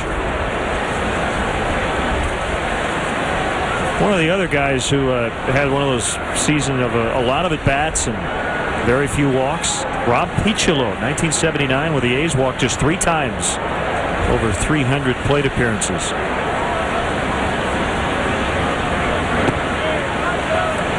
(1905) with Philadelphia, Ossie Schreckenghost with just 3 walks. Remember Ossie? Oh yeah, who doesn't? John Warner with the New York Giants, 1901, walked 3 times. And again, Whitey Alperman with 2. As Kevin Mensch with his first unintentional walk of the entire season. Can you believe it? That was Mensch getting them out front 5-0 with a 3-run homer. It was already 2-zip when he hit that ball to right. Cliff Floyd with a ground ball to first. Derek Lee went a little bit down the line, but then after a couple of minor collisions at first base, able to score the run. And a wild pitch got the 2nd run home to make it 5-2. Well, you'll notice everybody that runs into Prince Fielder just kind of bounces off. Like running into a wall. Earlier this year, Johnny Estrada chasing a little popped-up bunt His legs chopped out from underneath him by Prince Fielder coming in trying to make a play. We saw that play and thought Johnny Estrada might be done for this season, but he was able to be available for the next ball game and played the following day. One of the few guys who's had a collision with Prince Fielder and lived to talk about it.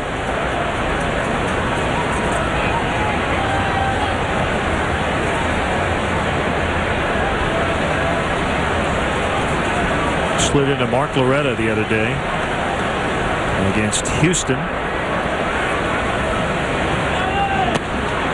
Just off the outside corner. You'd hold your ground though if Prince Fielder coming right at you, right? Game tying run in the ninth. You have to. You have no choice. You don't look forward to it. Kevin Minch just walked for the second time this year and the first time unintentionally.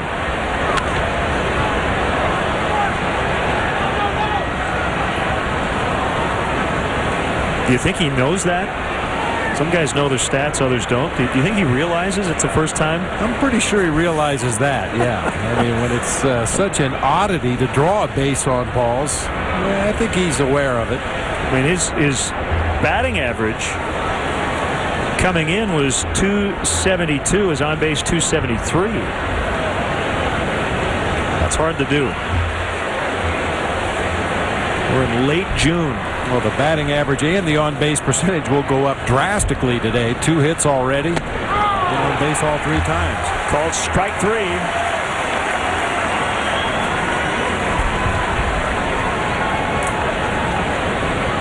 Good slider from Michael Wirtz. He's had a little trouble finding his release point since coming into this ball game. I mean, when you walk Kevin Minch, you're having trouble with your release point from our Southwest RoboCam. Called strike 3 on Ricky Weeks.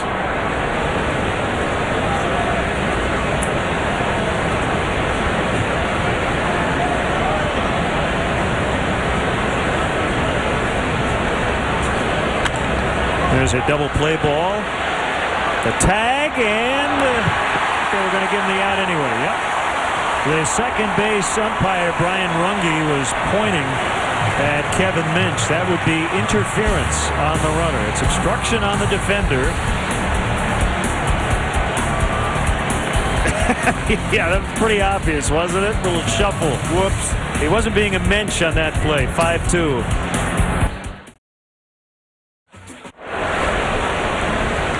Kevin Minch still smiling after interfering with his former Texas Rangers teammate Mark DeRosa.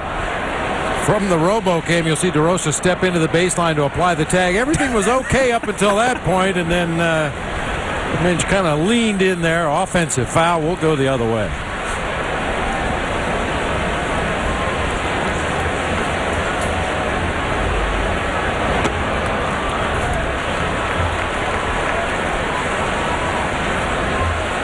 First-round pick Joakim Noah, now a Chicago Bull.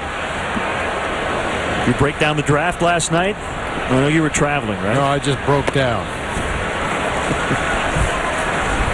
Yeah, I went to La Crosse yesterday to see my son Michael play a game in the Northwoods League and missed the draft.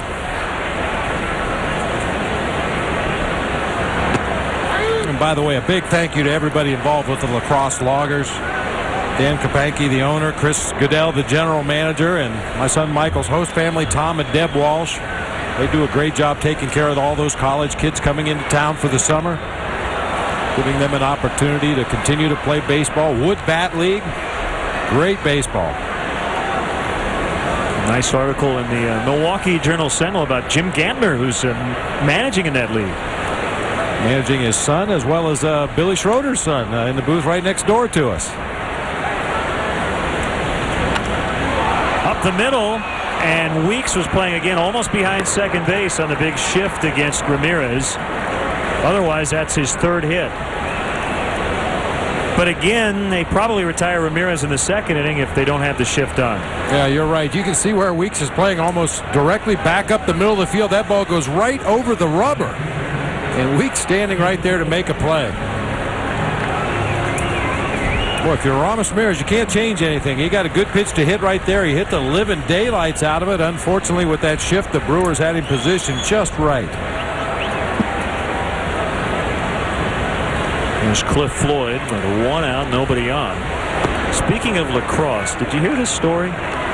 Damian Miller. Ned Yost got a letter from a Brewers fan in lacrosse, which is where Damian's from. Seems a fan was upset that Miller wasn't in the lineup on lacrosse day at the ballpark last year. That one will get through, and Floyd is on.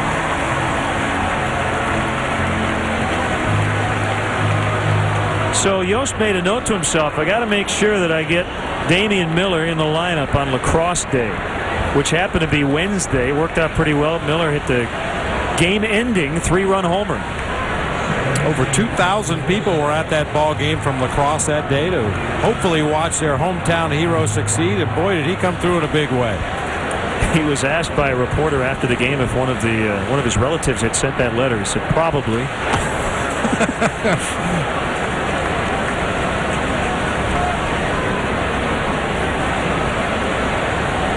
Well, Ned listens to the Brewers fans. I believe Damian Miller was 10 for 19 against the starter that day for Houston, so that made it a really easy decision to start Damian Miller. Carlos Villanueva's up for the Brewers.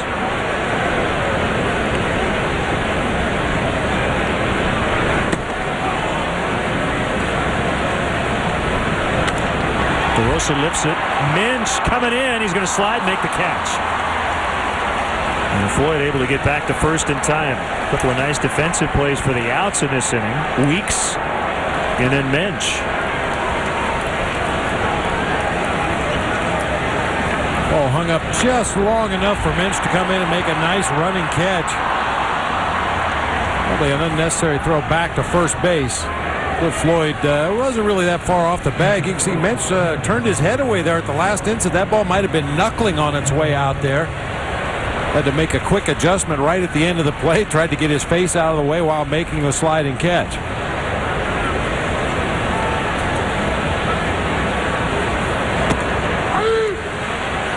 Strike one on Bowen.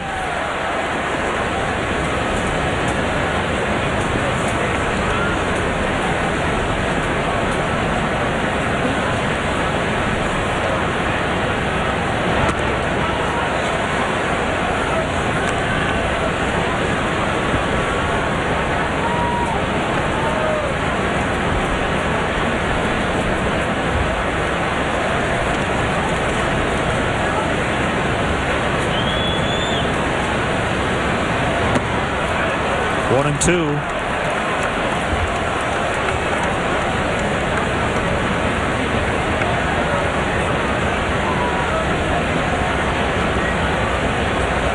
Rob's 0 for his last 12.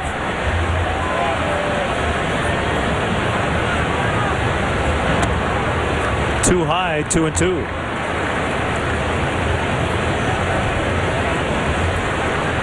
(5-2) Milwaukee with 5 runs. Came in the first inning. Cubs with their 2 in the fourth.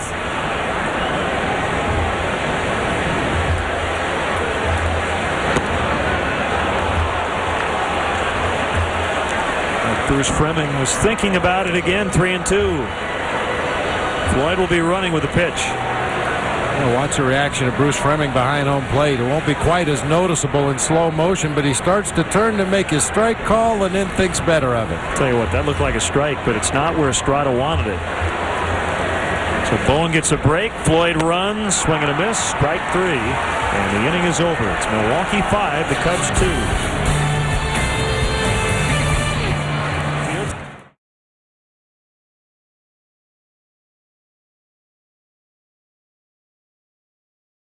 We're in the 7th inning. Top of the order. Said that a lot. Corey Hart continues to lead off innings. He's done it every time up. 2 strikes on him.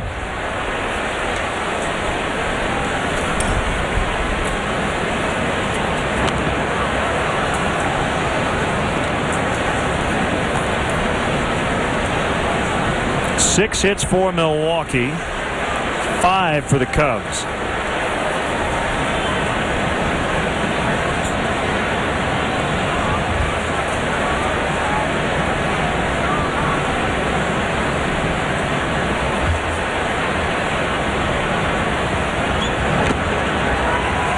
Hart has struck out 3 times. So Michael Wirtz will now face J.J. Hardy. Boy, Hart had been one of the hottest Brewers hitters coming into this series. 3 punch-outs and a single in this game today, and was caught stealing after his base hit.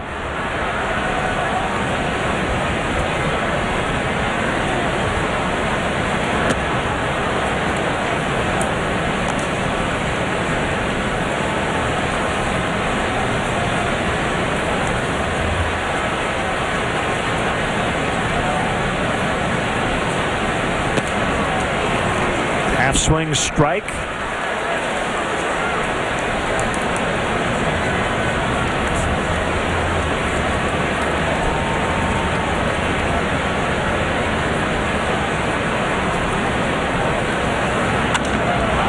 Popped up by Hardy into the outfield, and it's Felix P.A. for the catch. 2 down. You know, Len, one way a bench player can keep himself prepared, in this case, Coy Hill has gone down to the bullpen to warm up Scott Air. Now, if you look back to the bottom half of the 6th inning, Rob Bowen made the last out. So should Lou Piniella have to make a change in this inning, he would want to make a double switch at that catcher spot since Bowen made the last out. So rather than sit in the dugout and see what happens, Coy Hill goes on down to the bullpen to warm up Scott Air just in case he comes into the ball game along with the lefty.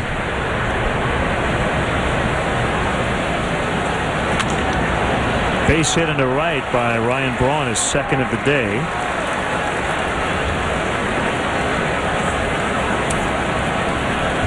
Now time to have a ball with our friends from the Illinois Lottery. Our good friend from WGN Radio, Steve Cochran, with our first pitch. Thought he was going to bring out the 5-wood today. Such a big golfer, but he did make the toss. A pretty good pitch. Good stuff. Nicely done. A little cutter. Getting ready for our 7th inning stretch. Prince Fielder with a man on and 2 outs. Happy birthday to Katie Marta, among many other duties. Katie with the Cubs coordinates the 7th inning stretch singers. And in the booth with us with Steve Cochran. Happy 30th to Jason Carr, the Cubs Media Relations Department. He'll turn the big 3-0 tomorrow. 1-1 the count. There's Katie. You know, a lot of times you'll catch Katie kind of in the background when the 7th inning stretch is being conducted. She seems a little shy right now.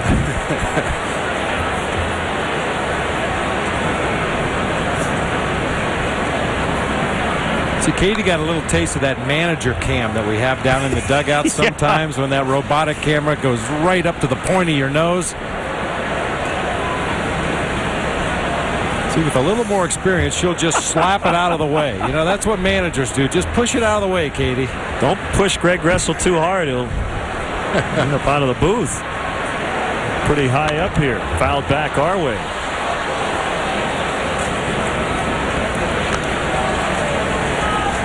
Another birthday today, Anthony Albanese. He's here at the ballpark today from the Chicago Young Professionals. You want to see some squared away young adults. That group has got it going on.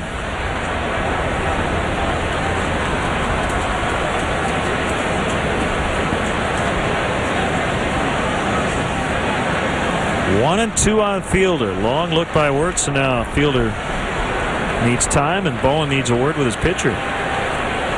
What is that? Young Professional? Chicago Young Professionals.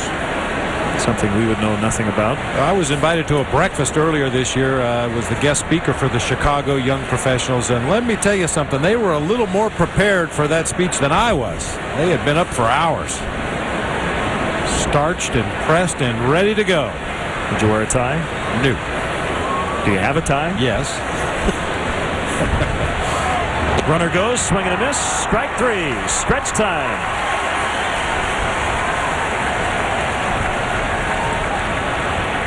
Today's guest conductor for Take Me Out to the Ball Game, WGN Radio afternoon personality Steve Cochran.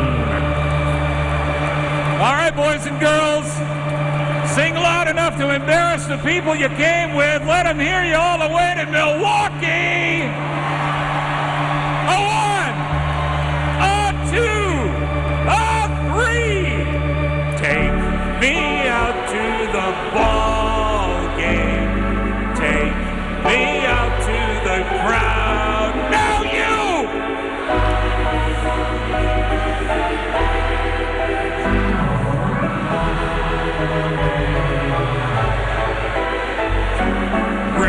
Root for them!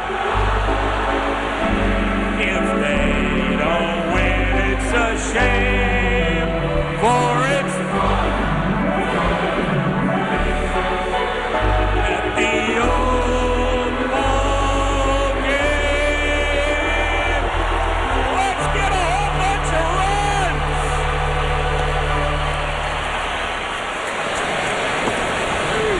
Into the Brewers bullpen now, right-hander Carlos Villanueva against Felix P.A. Bottom 7, 5-2 Brewers. Steve Cochran from WGN Radio is with us. Pulled you off the golf course today. Yeah, it was about the only thing that would get me off the golf course. Come play with you guys. Well, it's good to have you. You know what? I'm telling you what, the Brewers look great. The Cubs obviously been playing well. This is what baseball's all about. It's going to be a great weekend. Looking for a big comeback today. Villanueva has been tremendous this year for the Brewers. Braun in at third, and the pitch to PA is outside. Steve, congratulations. Now the coveted afternoon drive host, 4 to 7 weekdays on WGN, but there's some days where you may not start right at 4 o'clock after a Cubs game, for instance. I take a backseat to the Cubs every day. Yeah, when you guys go late, I get on a little later. Otherwise, I'll get out of the way early. But no, it's fun. It's fun, and it takes my limited skill set and uses it to the best of whatever abilities I might have. Hey, you guys were talking about my first pitch. I hope you were impressed.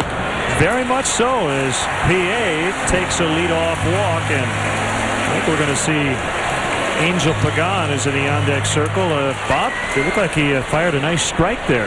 Yeah, he did. He's got a deceptive fastball. It's a lot slower than it looked. Yeah, now you see here. Okay, I got a lot of stretch there. Okay, and I got a little drop in it. I'm telling you, that's almost unhittable. Oh, yeah. Tiger Woods fist pump. Or did he steal it from you? Well, the only problem is I was on a pitch count. It was one pitch, and that's why I couldn't start. But otherwise, I was ready to go. So here's Pagan batting. Kind of a rough start today, but the bullpen's kept him close and got a shot here in the late innings. Well, Rich Hill's been so good for most of the season. You hate to see that kind of blow up early, but as long as he's strong between the ears, we'll get him next time. Well, he has shown an ability to bounce back. I thought you guys would be impressed. I worked in about 8 baseball cliches into that one sentence. That was really good. Nah, not bad. He's got a future in this business. Well, now you do something, not only are you on the radio, but you've done something that to me is as impressive as anything in the entertainment field, and that is stand-up comedy. Mm-hmm. Now, how did you get into stand-up comedy? I played a little ball and fortunately hurt my knee, so I couldn't play a whole lot of college football. So I had a good story to tell for the rest of my life. But I was a bit of a wise guy, and that was in the Cosell days, in the early 80s even, before ESPN and all those things. And because of that, the avenue was to get to be a disc jockey and get on stage and tell jokes. So I was in my early 20s, it's 20 plus years ago now. And it just kind of works. It's tough, but it's fun. Change-up artist Matt Wise up in their bullpen. Damian Miller's going to head out. I bet you were one of those guys, Steve, they talk about on the bus or in the clubhouse, in the locker room. You were the entertainment, I bet. Yeah, I don't have a lot of respect for authority. And I think those guys tend to be more entertaining than some of the others. Of course, they don't stick around very long, as I've proven. Been kicked out of a lot of towns. Way inside, they push Pagan off the plate, and it's full, 3-2. You guys sounded great lately, by the way. We continue the love fest up here, but Bob was on the radio with me the other day. I just think you guys are grooving really well. I guess it helps when they're playing well, too, huh? Sure does. Does help. Runner goes on the 3-2, and through the hole, base hit. PA is going to head to third. Tying run will come to the plate. And guess who, Steve? The guy with 11 homers this month. Pretty good spot. Soriano coming up. Well, this is technically not a hit and run. PA is just running on the pitch, and Pagan happens to find that hole on the right side. Chasing his teammate all the way around to third base. PA with a quick beak back over his right shoulder. Didn't see the ball, so he did the right thing. He found Mike Quaddy at third base. Quaddy waving him on over. You see that big hole on the right side. Prince Fielder holding on PA at first. Ricky Weeks can't get there. Cubs have it cooking. That's the other thing I love. Once you get winning, those balls find the hole. When you get in a bad streak, the teams that find a glove. They're two of your biggest fans there, Steve, here at the ballpark today. I know you don't just talk sports on your show, but yeah, a lot of sports, sure. But talk about Cub fans who call in. I mean, listen to this. This is unbelievable. Every true baseball fan in America has to have come to Wrigley Field to see a game live on their have to do it before they die list, because you can talk about it, you can tell people about it, but unless you're here, you don't get it. Tying run at the plate in the 7th inning. The Cubs trailed 5-0 in the first inning. It's now 5-2. And off the inside corner, ball one on Soriano.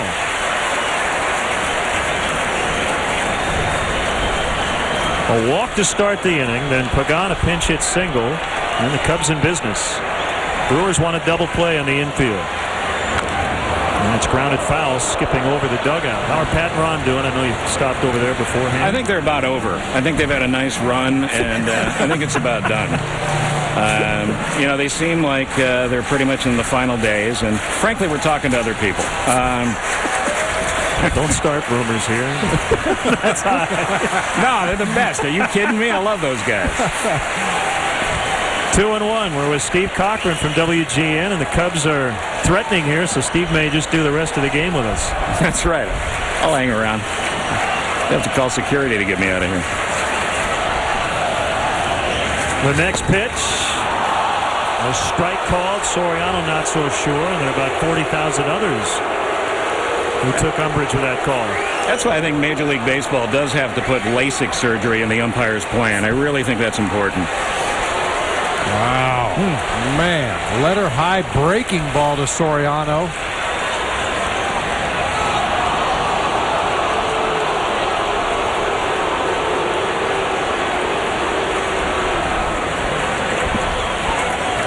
Two balls, two strikes. Somewhere Milt Pappas is saying, I told you so. The pitch. Struck him out. That hurts.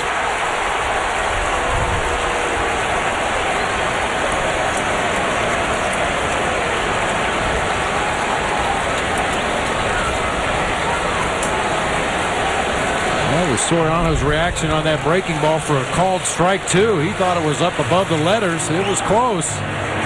And then Villanueva comes right back with a good pitch, low and away off the corner. Oh, 1 out. We still got him here, boys. Still a good opportunity here. Fontenot at the plate. And ball one missing. So are you on after the game today? I am. I'm a vital cog in the Tribune machinery. They couldn't do it without me, so I got to run back to the tower and entertain people. We do, you know, extended post-game now after all the 120 starts, which is a good time. And you can imagine the phone calls have been a lot more pleasant in the last week than they were in the 2 or 3 weeks before that. Oh, yeah, I'm sure a little bit. Everybody's getting happier. Now, you're running back. Are you going to take Lakeshore Drive, or are you going to jog down Clark? I'll probably run. Yeah, I'll probably just do a little jog. 2-1. I actually have a rickshaw that brings me wherever I want to go in the city. I'm an old school guy.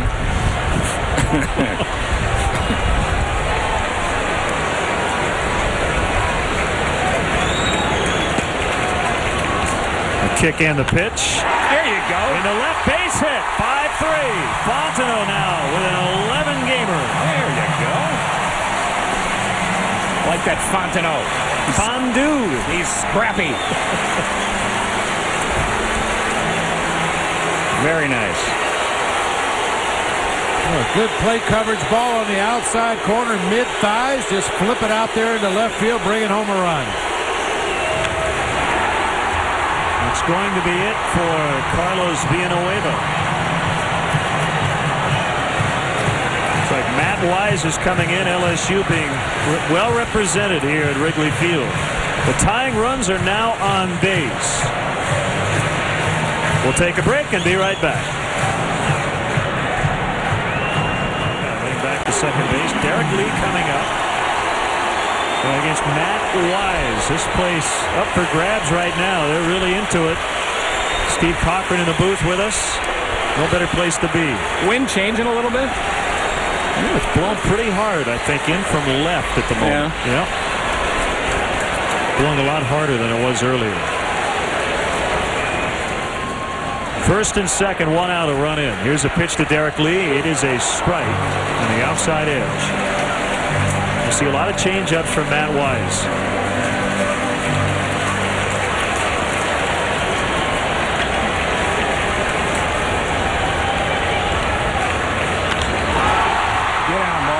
That'll be Bill Hall to make the catch as Lee lines out to center. Got a little too much hang time in it.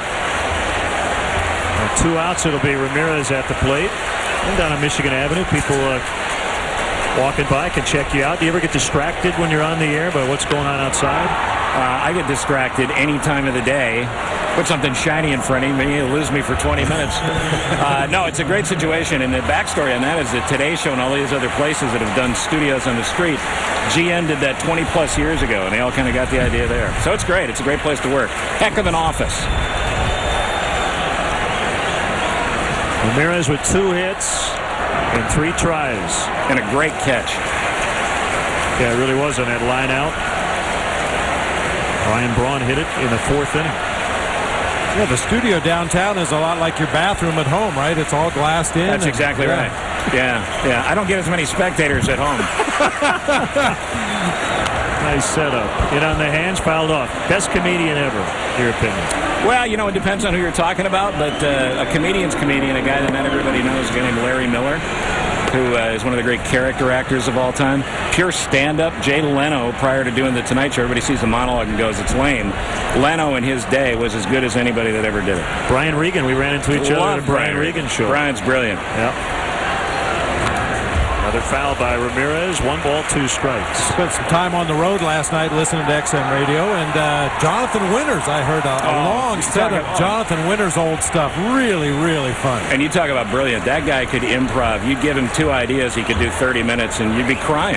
I mean, he's tremendous. And a good guy, too, just as nice as can be. Most of those old school guys are just quality people. Another foul. Ramirez broke his back. Maybe not. Now back to that line drive at third. I was on the December trip down to Disney with the Cubs, and I didn't realize until then that Ramirez loves basketball. Was quite a basketball player when he was a kid. He looked like a guy going up for a board there. I mean, he got great air on that thing. A terrific basketball player as a kid, but picked the right sport. Moved him off the plate, 2-2. John Paxson watching. He may draft him today. Floyd on deck. We're in the 7th. Fontenot with an RBI single, plating PA. Kick and a 2-2 pitch, swing and a miss, and that's the inning. Steve Cochran, I've heard a lot of great radio personalities, but I think you could do 6 hours without a piece of paper in front of you and keep it entertaining. I really mean that. Good to see you, buddy. Good to see you. 5-3. Always a pleasure.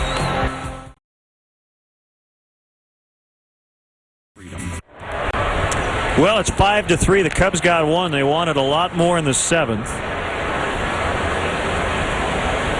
And Carlos Marmol will take over.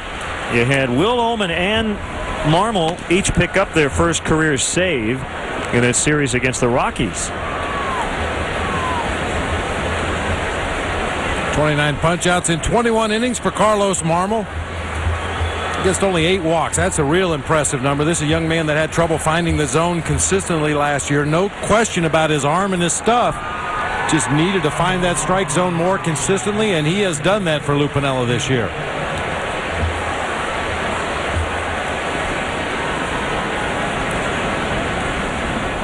And at some point down the road, you have to think he's going to be an everyday closer, and he craves that role. It's something he would love to do. This is back out of play. There's Bill Hall with a foul strike. And he was a starter last year.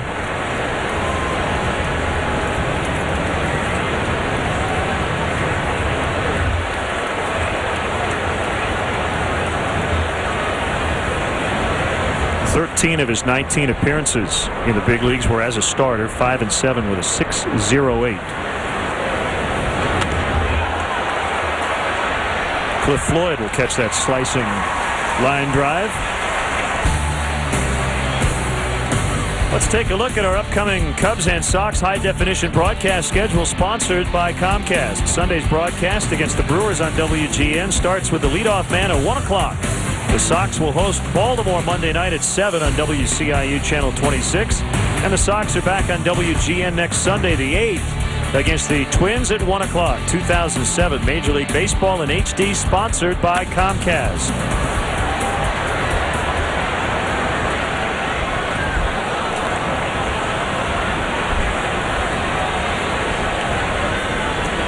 Well, if the Cubs are going to do it today, partner, it's going to be against Turnbow and or Cordero. Those are the 8th and 9th inning guys for Ned Yost. Yeah, this game's set up pretty well for Ned Yost and the way he likes to use his bullpen. We've already seen Matt Wise, the changeup specialist, and then you turn the ball over to Derek Turnbow, who throws about 1,000,000 miles an hour. Quite a change in styles of pitching leading up to Cordero.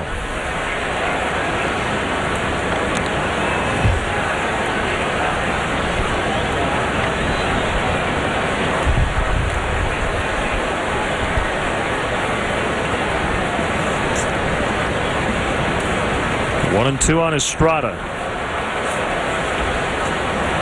The pitch. Strike three on the swing. 41,909, the paid crowd. That's the largest Wrigley Field crowd here in 2007.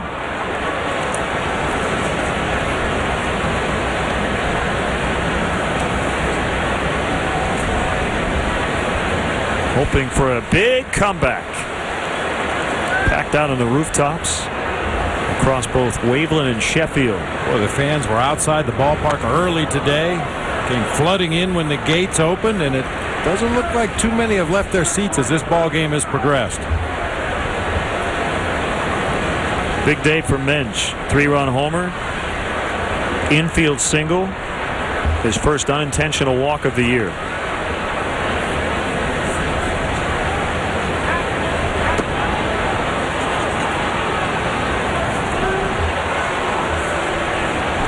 Probably be in there again tomorrow with the southpaw Sean Marshall due to start for the Cubs, and then Sunday Jason Marquis.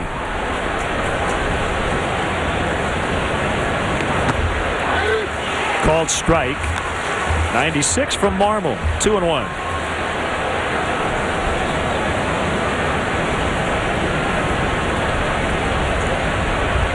So I might not see Jeff Jenkins until the final game of this set. At least in a starting role. Derek Lee drifting through the bullpen, makes a catch. That's the third out. 2 at-bats to go for the Cubs. Cliff Floyd will start the bottom of the 8th, down 2. Online, even when you're traveling. And this year, live radio broadcasts are included with a subscription to MLB.tv. For more details, visit Cubs.com, where baseball is always on. A lot of fans like to keep score at the ball game. Get that scorecard ready. The pencils out.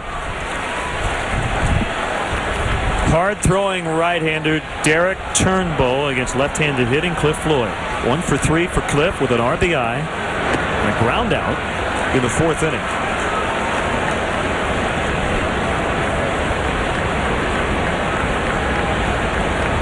In a strange way, his failure last year after he became an all-star in the closer's role actually might have helped Milwaukee in the big picture, because they went out and made that deal and got Francisco Cordero from Texas. Turnbow's become the 8th inning guy, and Cordero in the 9th. So now they have that 1-2 punch.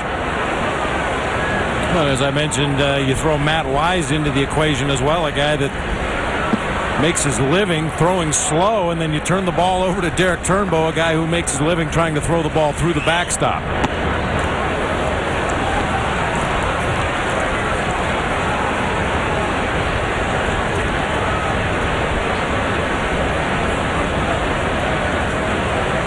2 runs allowed his last 11 appearances, covering 10 1/3 innings, 13 strikeouts during that stretch.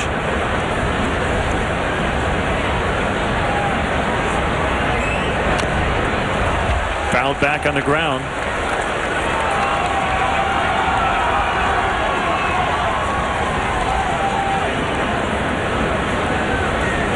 That's a large donut. Not the kind you eat. No.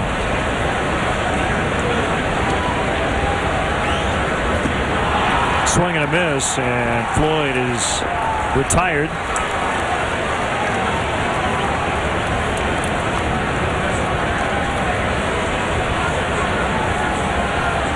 Off-speed pitch there. Not sure if that was a hard slider or change up, split, or something moving down. After seeing a steady diet of high 90s fastballs, that's a tough one to lay off of. Derek Turnbow against the Cubs, an inning in the third, an ERA of 13.50 in his last 2 appearances against the Cubs. Also jumping over that first pitch, and I think got a good piece of Bruce Fremming. So Johnny Estrada will walk out toward the mound and give Bruce an opportunity to recover. We want to send out best wishes to George Knickerbocker, recovering from surgery at home and keeping score with us today. Ooh, that one was a direct hit.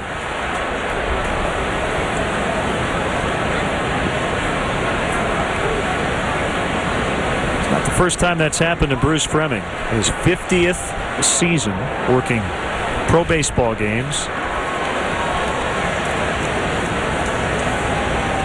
37th in the big leagues. 1-1 on DeRosa.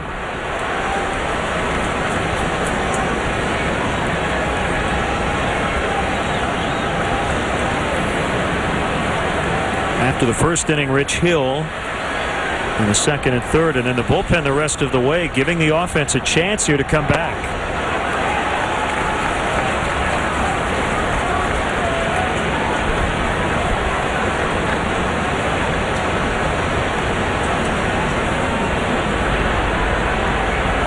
Interim closer Bob Howery is up.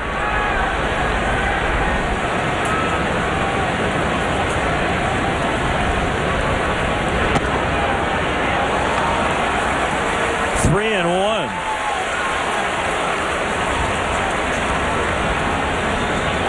Another borderline pitch from Turnbow at the knees, just off the outside corner.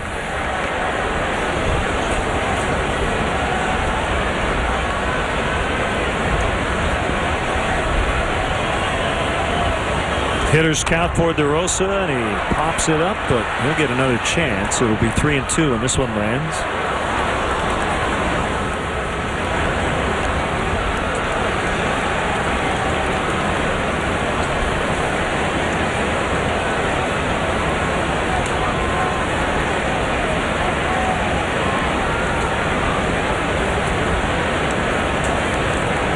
Milwaukee 43-1. When leading after 8 innings. There's ball 4. I don't think DeRosa actually saw that ball got by Estrada as he removed that shin protection. And it's not going to be Rob Bowen. With a tying run coming to the plate, it'll be Darrell Ward.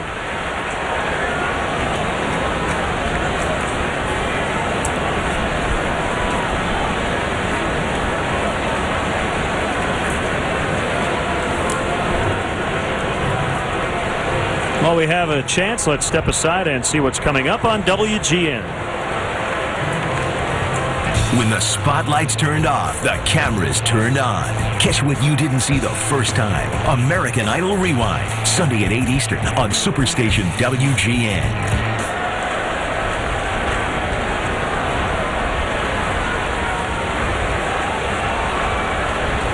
Ed Yost in the Brewers dugout.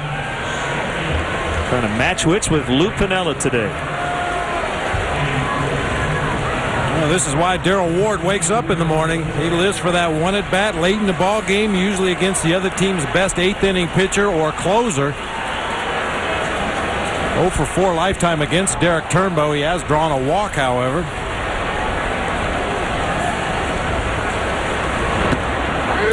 Looks at a strike and a heater. Well, Coy Hill, who was out in the bullpen earlier, just headed back out when Ward was announced because he'll catch the 9th inning, working with his battery mate Bob Howard.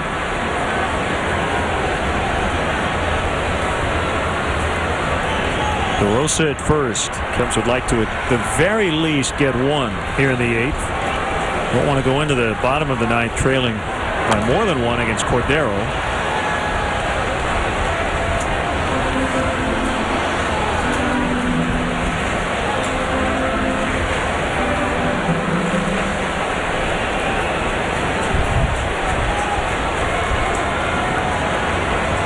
The road team in this season series has dominated. The Cubs have won 5 of the first 9, but they're only 1-2 at home, 4-2 in Milwaukee. They will not play at Miller Park again this year.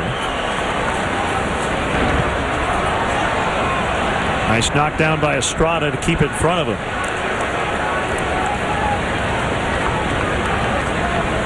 Well, Johnny Estrada known more for his offensive capabilities than his defense, but keeps that one in front, holds Mark DeRosa at first base.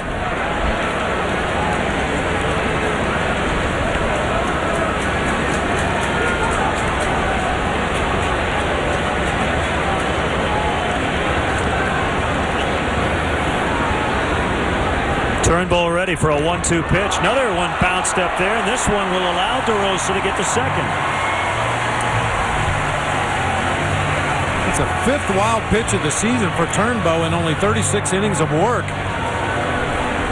We talked about that overpowering fastball. Occasionally he'll try to overpower his breaking pitches as well, and that one hit way out in front of home plate. The high carom catches Estrada up near the shoulder and bounces over to the first base side, allowing DeRosa to move into scoring position.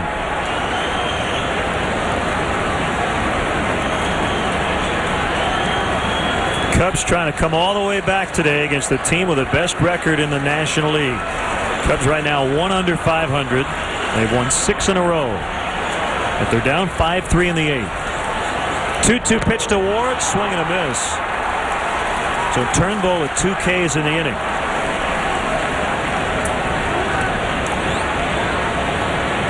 It's not easy to hit Turnbow at any point. League batting well under 200 against him, but you definitely have to lay off of that high fastball, upper 90s, a little extra giddy up at the end.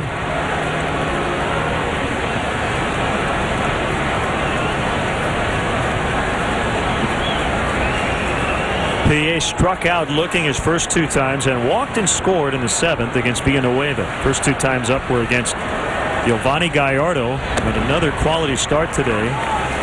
It's 3 straight to begin his major league career. 6 innings, 2 runs. Rich Hill struggled from the outset. 3 innings, 5 runs. Ryan Theriot on deck in Marmol's spot.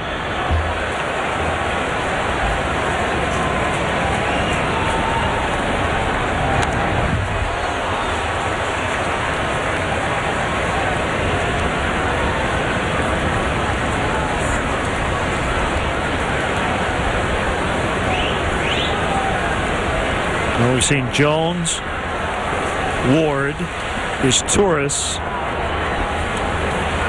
Pagan. We're going to see Coy Hill, and Theriot's on deck. So Lou Piniella using everybody.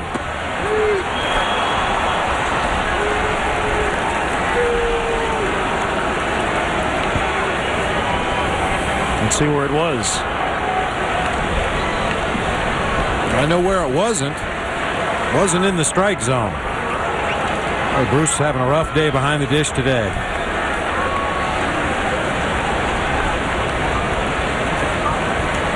PA now into protection mode with 2 strikes. Gloved by Turnbull, and that's the inning. A 1-out walk, but DeRosa ends up stranded at second base. To the 9th we move, 5-3 Milwaukee.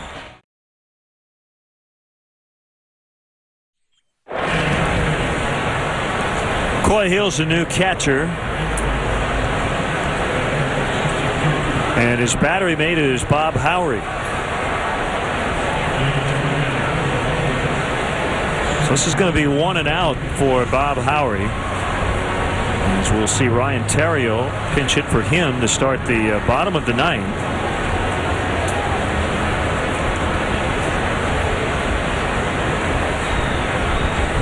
It's Ricky Weeks at the plate. Craig Counsell on deck. In Turnbow's spot. I think it's a good move by Lou Piniella. Very subtle move, but a good move nonetheless. He brought Coy Hill in the ball game to catch, brought Bob Howery in to pitch. It would have been very easy to double switch. And then you have Coy Hill leading off the bottom half of the ninth inning, but with Ryan Theriot available off the bench, a guy who's better suited to being a leadoff hitter, he puts him straight up, they call it, in the lineup. Bob Howery comes into the 9th spot and will be taken down for a pinch hitter in the bottom of the inning. And you think about, preserving your bullpen, and what if you need Howery for the 10th? Well, you got to get there in the first place, so you'll worry about it later. Yeah, all Lou wants out of Bob Howery right now is a scoreless top of the 9th. Since the 5-run first, Milwaukee, with 4 hits, they've all been singles. They haven't had a runner past second base. In fact, they've only had 1 in scoring position since the first inning. Yet they still lead 5-3.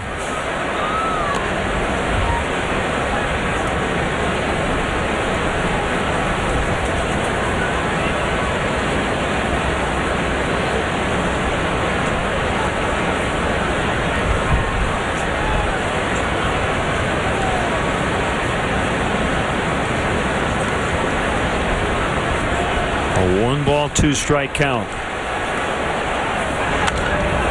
Line to left, right near Soriano, makes a catch about waist high.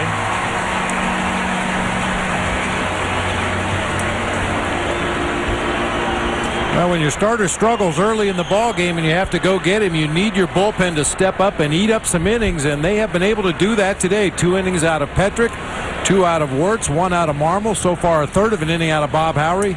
Zeros on the board.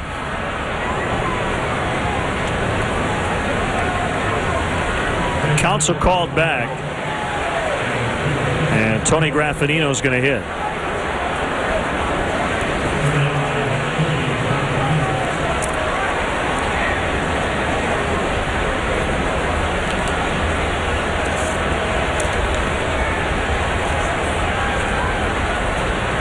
Two for 9 with a home run, 3 RBI off the bench for Tony Graffinino.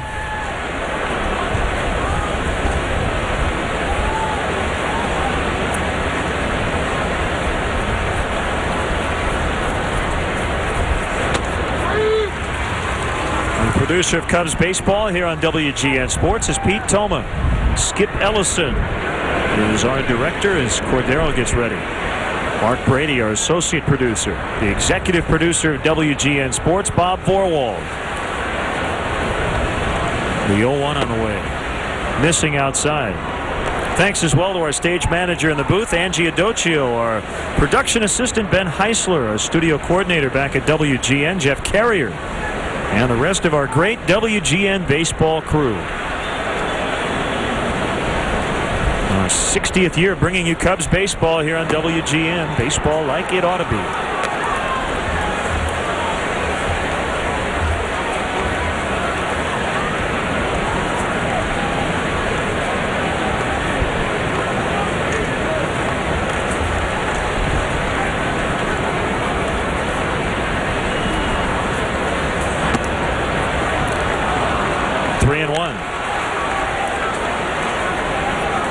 Remember, the game time tomorrow is 2:55 if you're coming out. Also on July 16th against the San Francisco Giants. That will be a 6:08 p.m. Central Time start. Originally slated for 7:05. It will start just after 6 o'clock. Graffinino walks.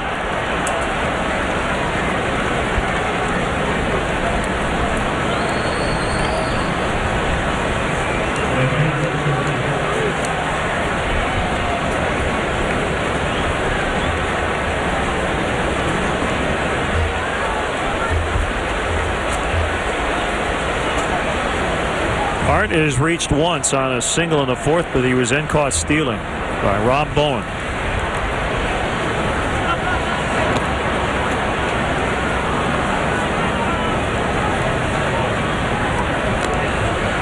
Well, former Cub closer Rod Beck was laid to rest yesterday. Funeral services in Arizona. About 200 people showed up, including former managers Dusty Baker, Bruce Bochy, and former teammates Trevor Hoffman and Matt Williams.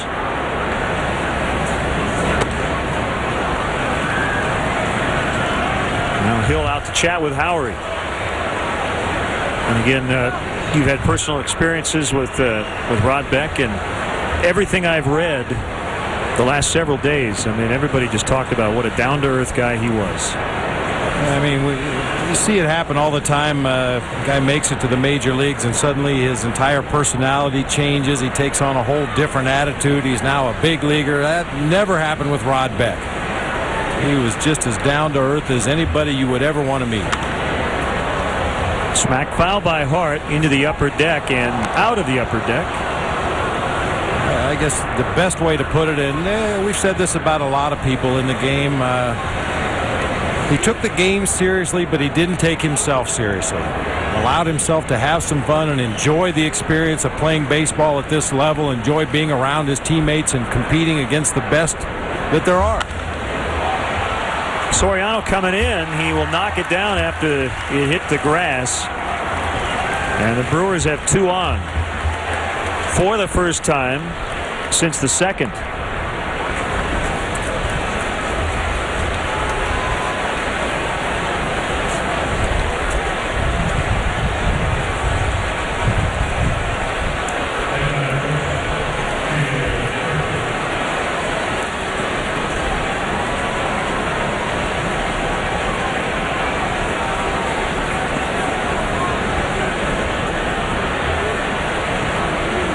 Larry Rothschild with a wireless connection to the bullpen.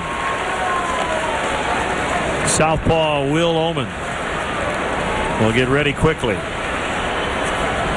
I think the reason is Prince Fielder lurking. Right now he is in the hole with Braun on deck. Normally doesn't take Will very long to get loose.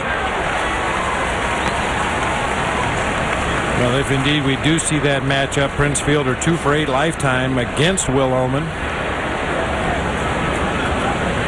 Has hit a home run. Oman has struck him out twice.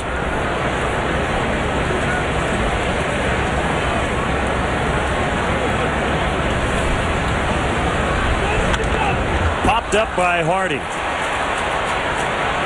Infield fly rule, even though it's a little bit in the outfield. Right arm went up from the first baseman Mike Winters. 2 gone.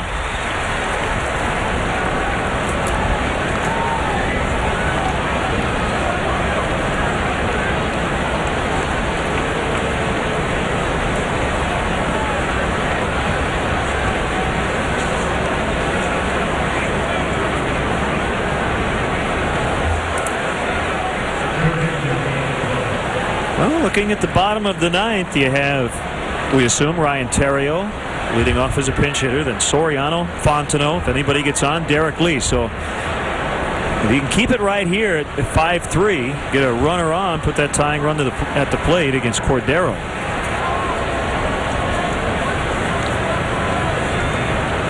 Bob Howery needs to make a big pitch against Ryan Braun to get out of this inning. Inside, ball 1.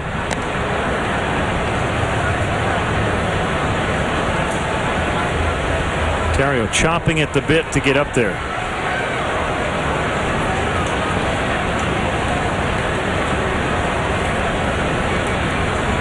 Kick and a 1-0 pitch. Bounced foul.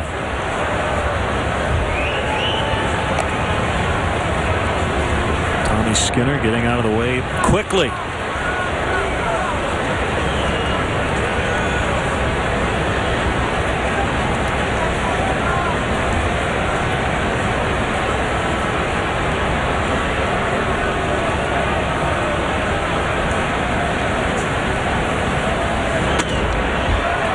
The inside corner, a fastball. 2-1.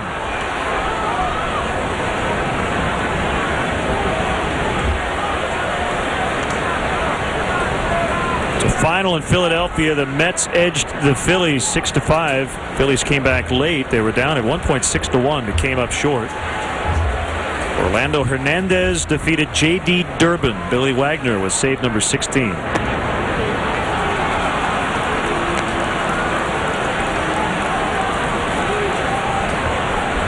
Reyes and Delgado homered for the Mets. Rowand, Helms, Coast for the Phillies.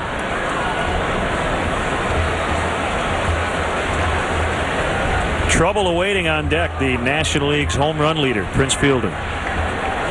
So the 3-1 to Braun, now 3-2.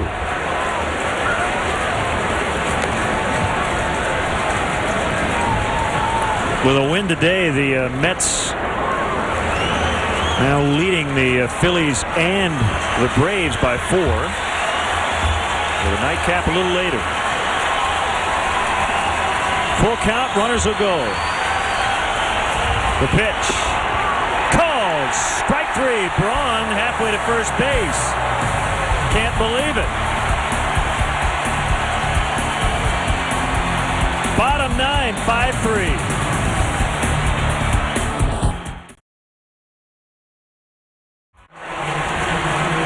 Ryan Braun couldn't believe it, called out on strikes. He was halfway to first base. Yeah, you bet he can't believe it. One of many questionable calls in this ball game today, and home plate umpire Bruce Fleming says, "Stay there.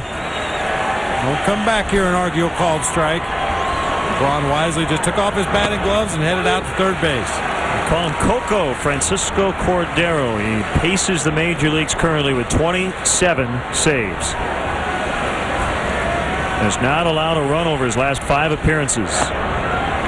1 ball, 1 strike on the pinch hitter, Ryan Theriot. Cordero with his 30th save opportunity. He's only blown 2. Popped up on the right. And Weeks calls off, makes a catch. The fielder were over there.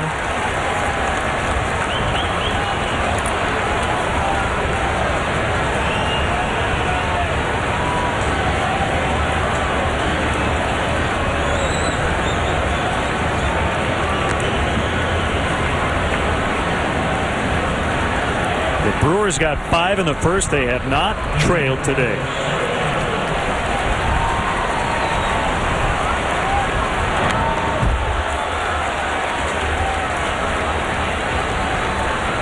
The blown saves were in consecutive appearances for Cordero against his former team, the Rangers in Texas, June 9th and 10th. Sharply hit on the ground. Base hit. Tying run will come up.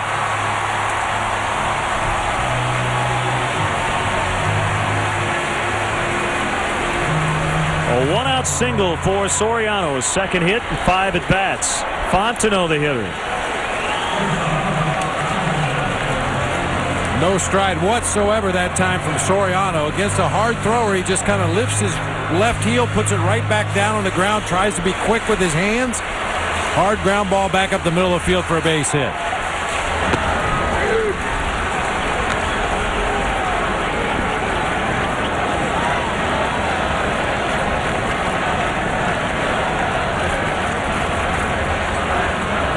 Cordero working very quickly. A bouncer through the hole on the right side. Soriano making the turn. He'll get to third without a throw. Derek Lee will come up.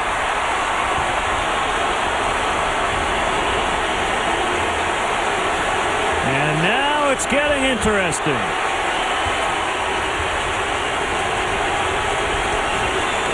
Tiger fans in the house today. Something to cheer about here. Just a hard ground ball through that right side. Fielder holding on Soriano at first base, leaving that big hole in the right side.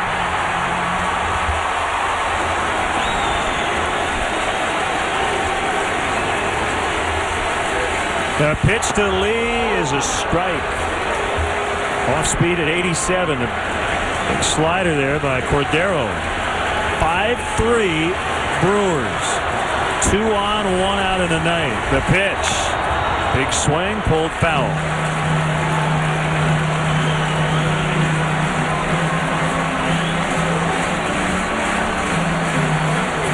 Well, I don't know if I've seen a closer work faster than Cordero. As the wind at his back.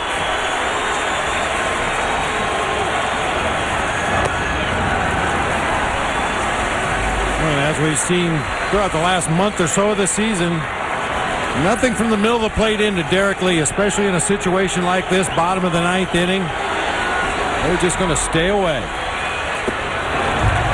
a mistake that time. Breaking ball was supposed to be down low and away. Threw it over the heart of the plate, but down. 2-2. Soriano at third, Fontenot at first, being held on by Fielder. The kick and the pitch to Lee. High fly. Hart battling the sun. He finds the ball. Soriano tags and heads home to make it 5-4.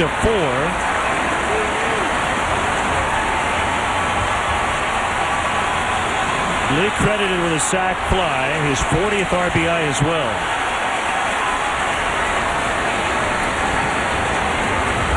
Cordero got away with another one there. Belt high fastball down the middle of the plate. Just that overpowering velocity. Derek Lee a little bit tardy, but got the good part of the bat on it for a sac fly to right field.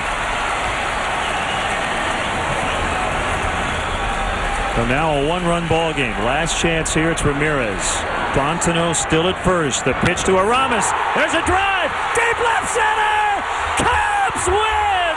They win it. Ramirez. Two-run shot. Oh, baby. Can you believe it?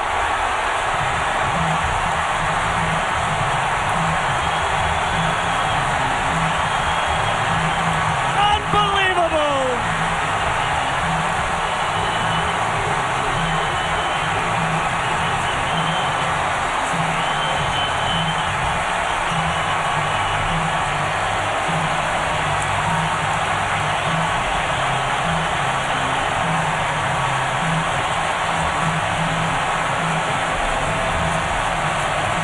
Got all of it.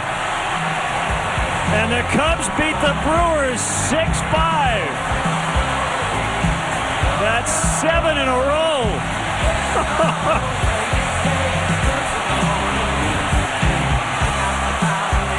Boy, Bob, he massacred that pitch. Oh, he had to. The wind blowing straight in. That ball may have ended up way out on Waveland Avenue on a normal day here at Wrigley with no wind. Just absolutely crushed it. So the Cubs, who trailed 5-0 before they batted at all today, in front of the biggest crowd at home this year, win it. The Budweiser play of the game. It's not a ground out in the 5th inning. It's a game-winning homer in the 9th. Boy, Cordero missed with a slider down, and on the inside part of the plate, Aramis doing his Carlton Fisk impersonation. No doubt that one was going to be fair. No doubt it was going to end up in the bleachers.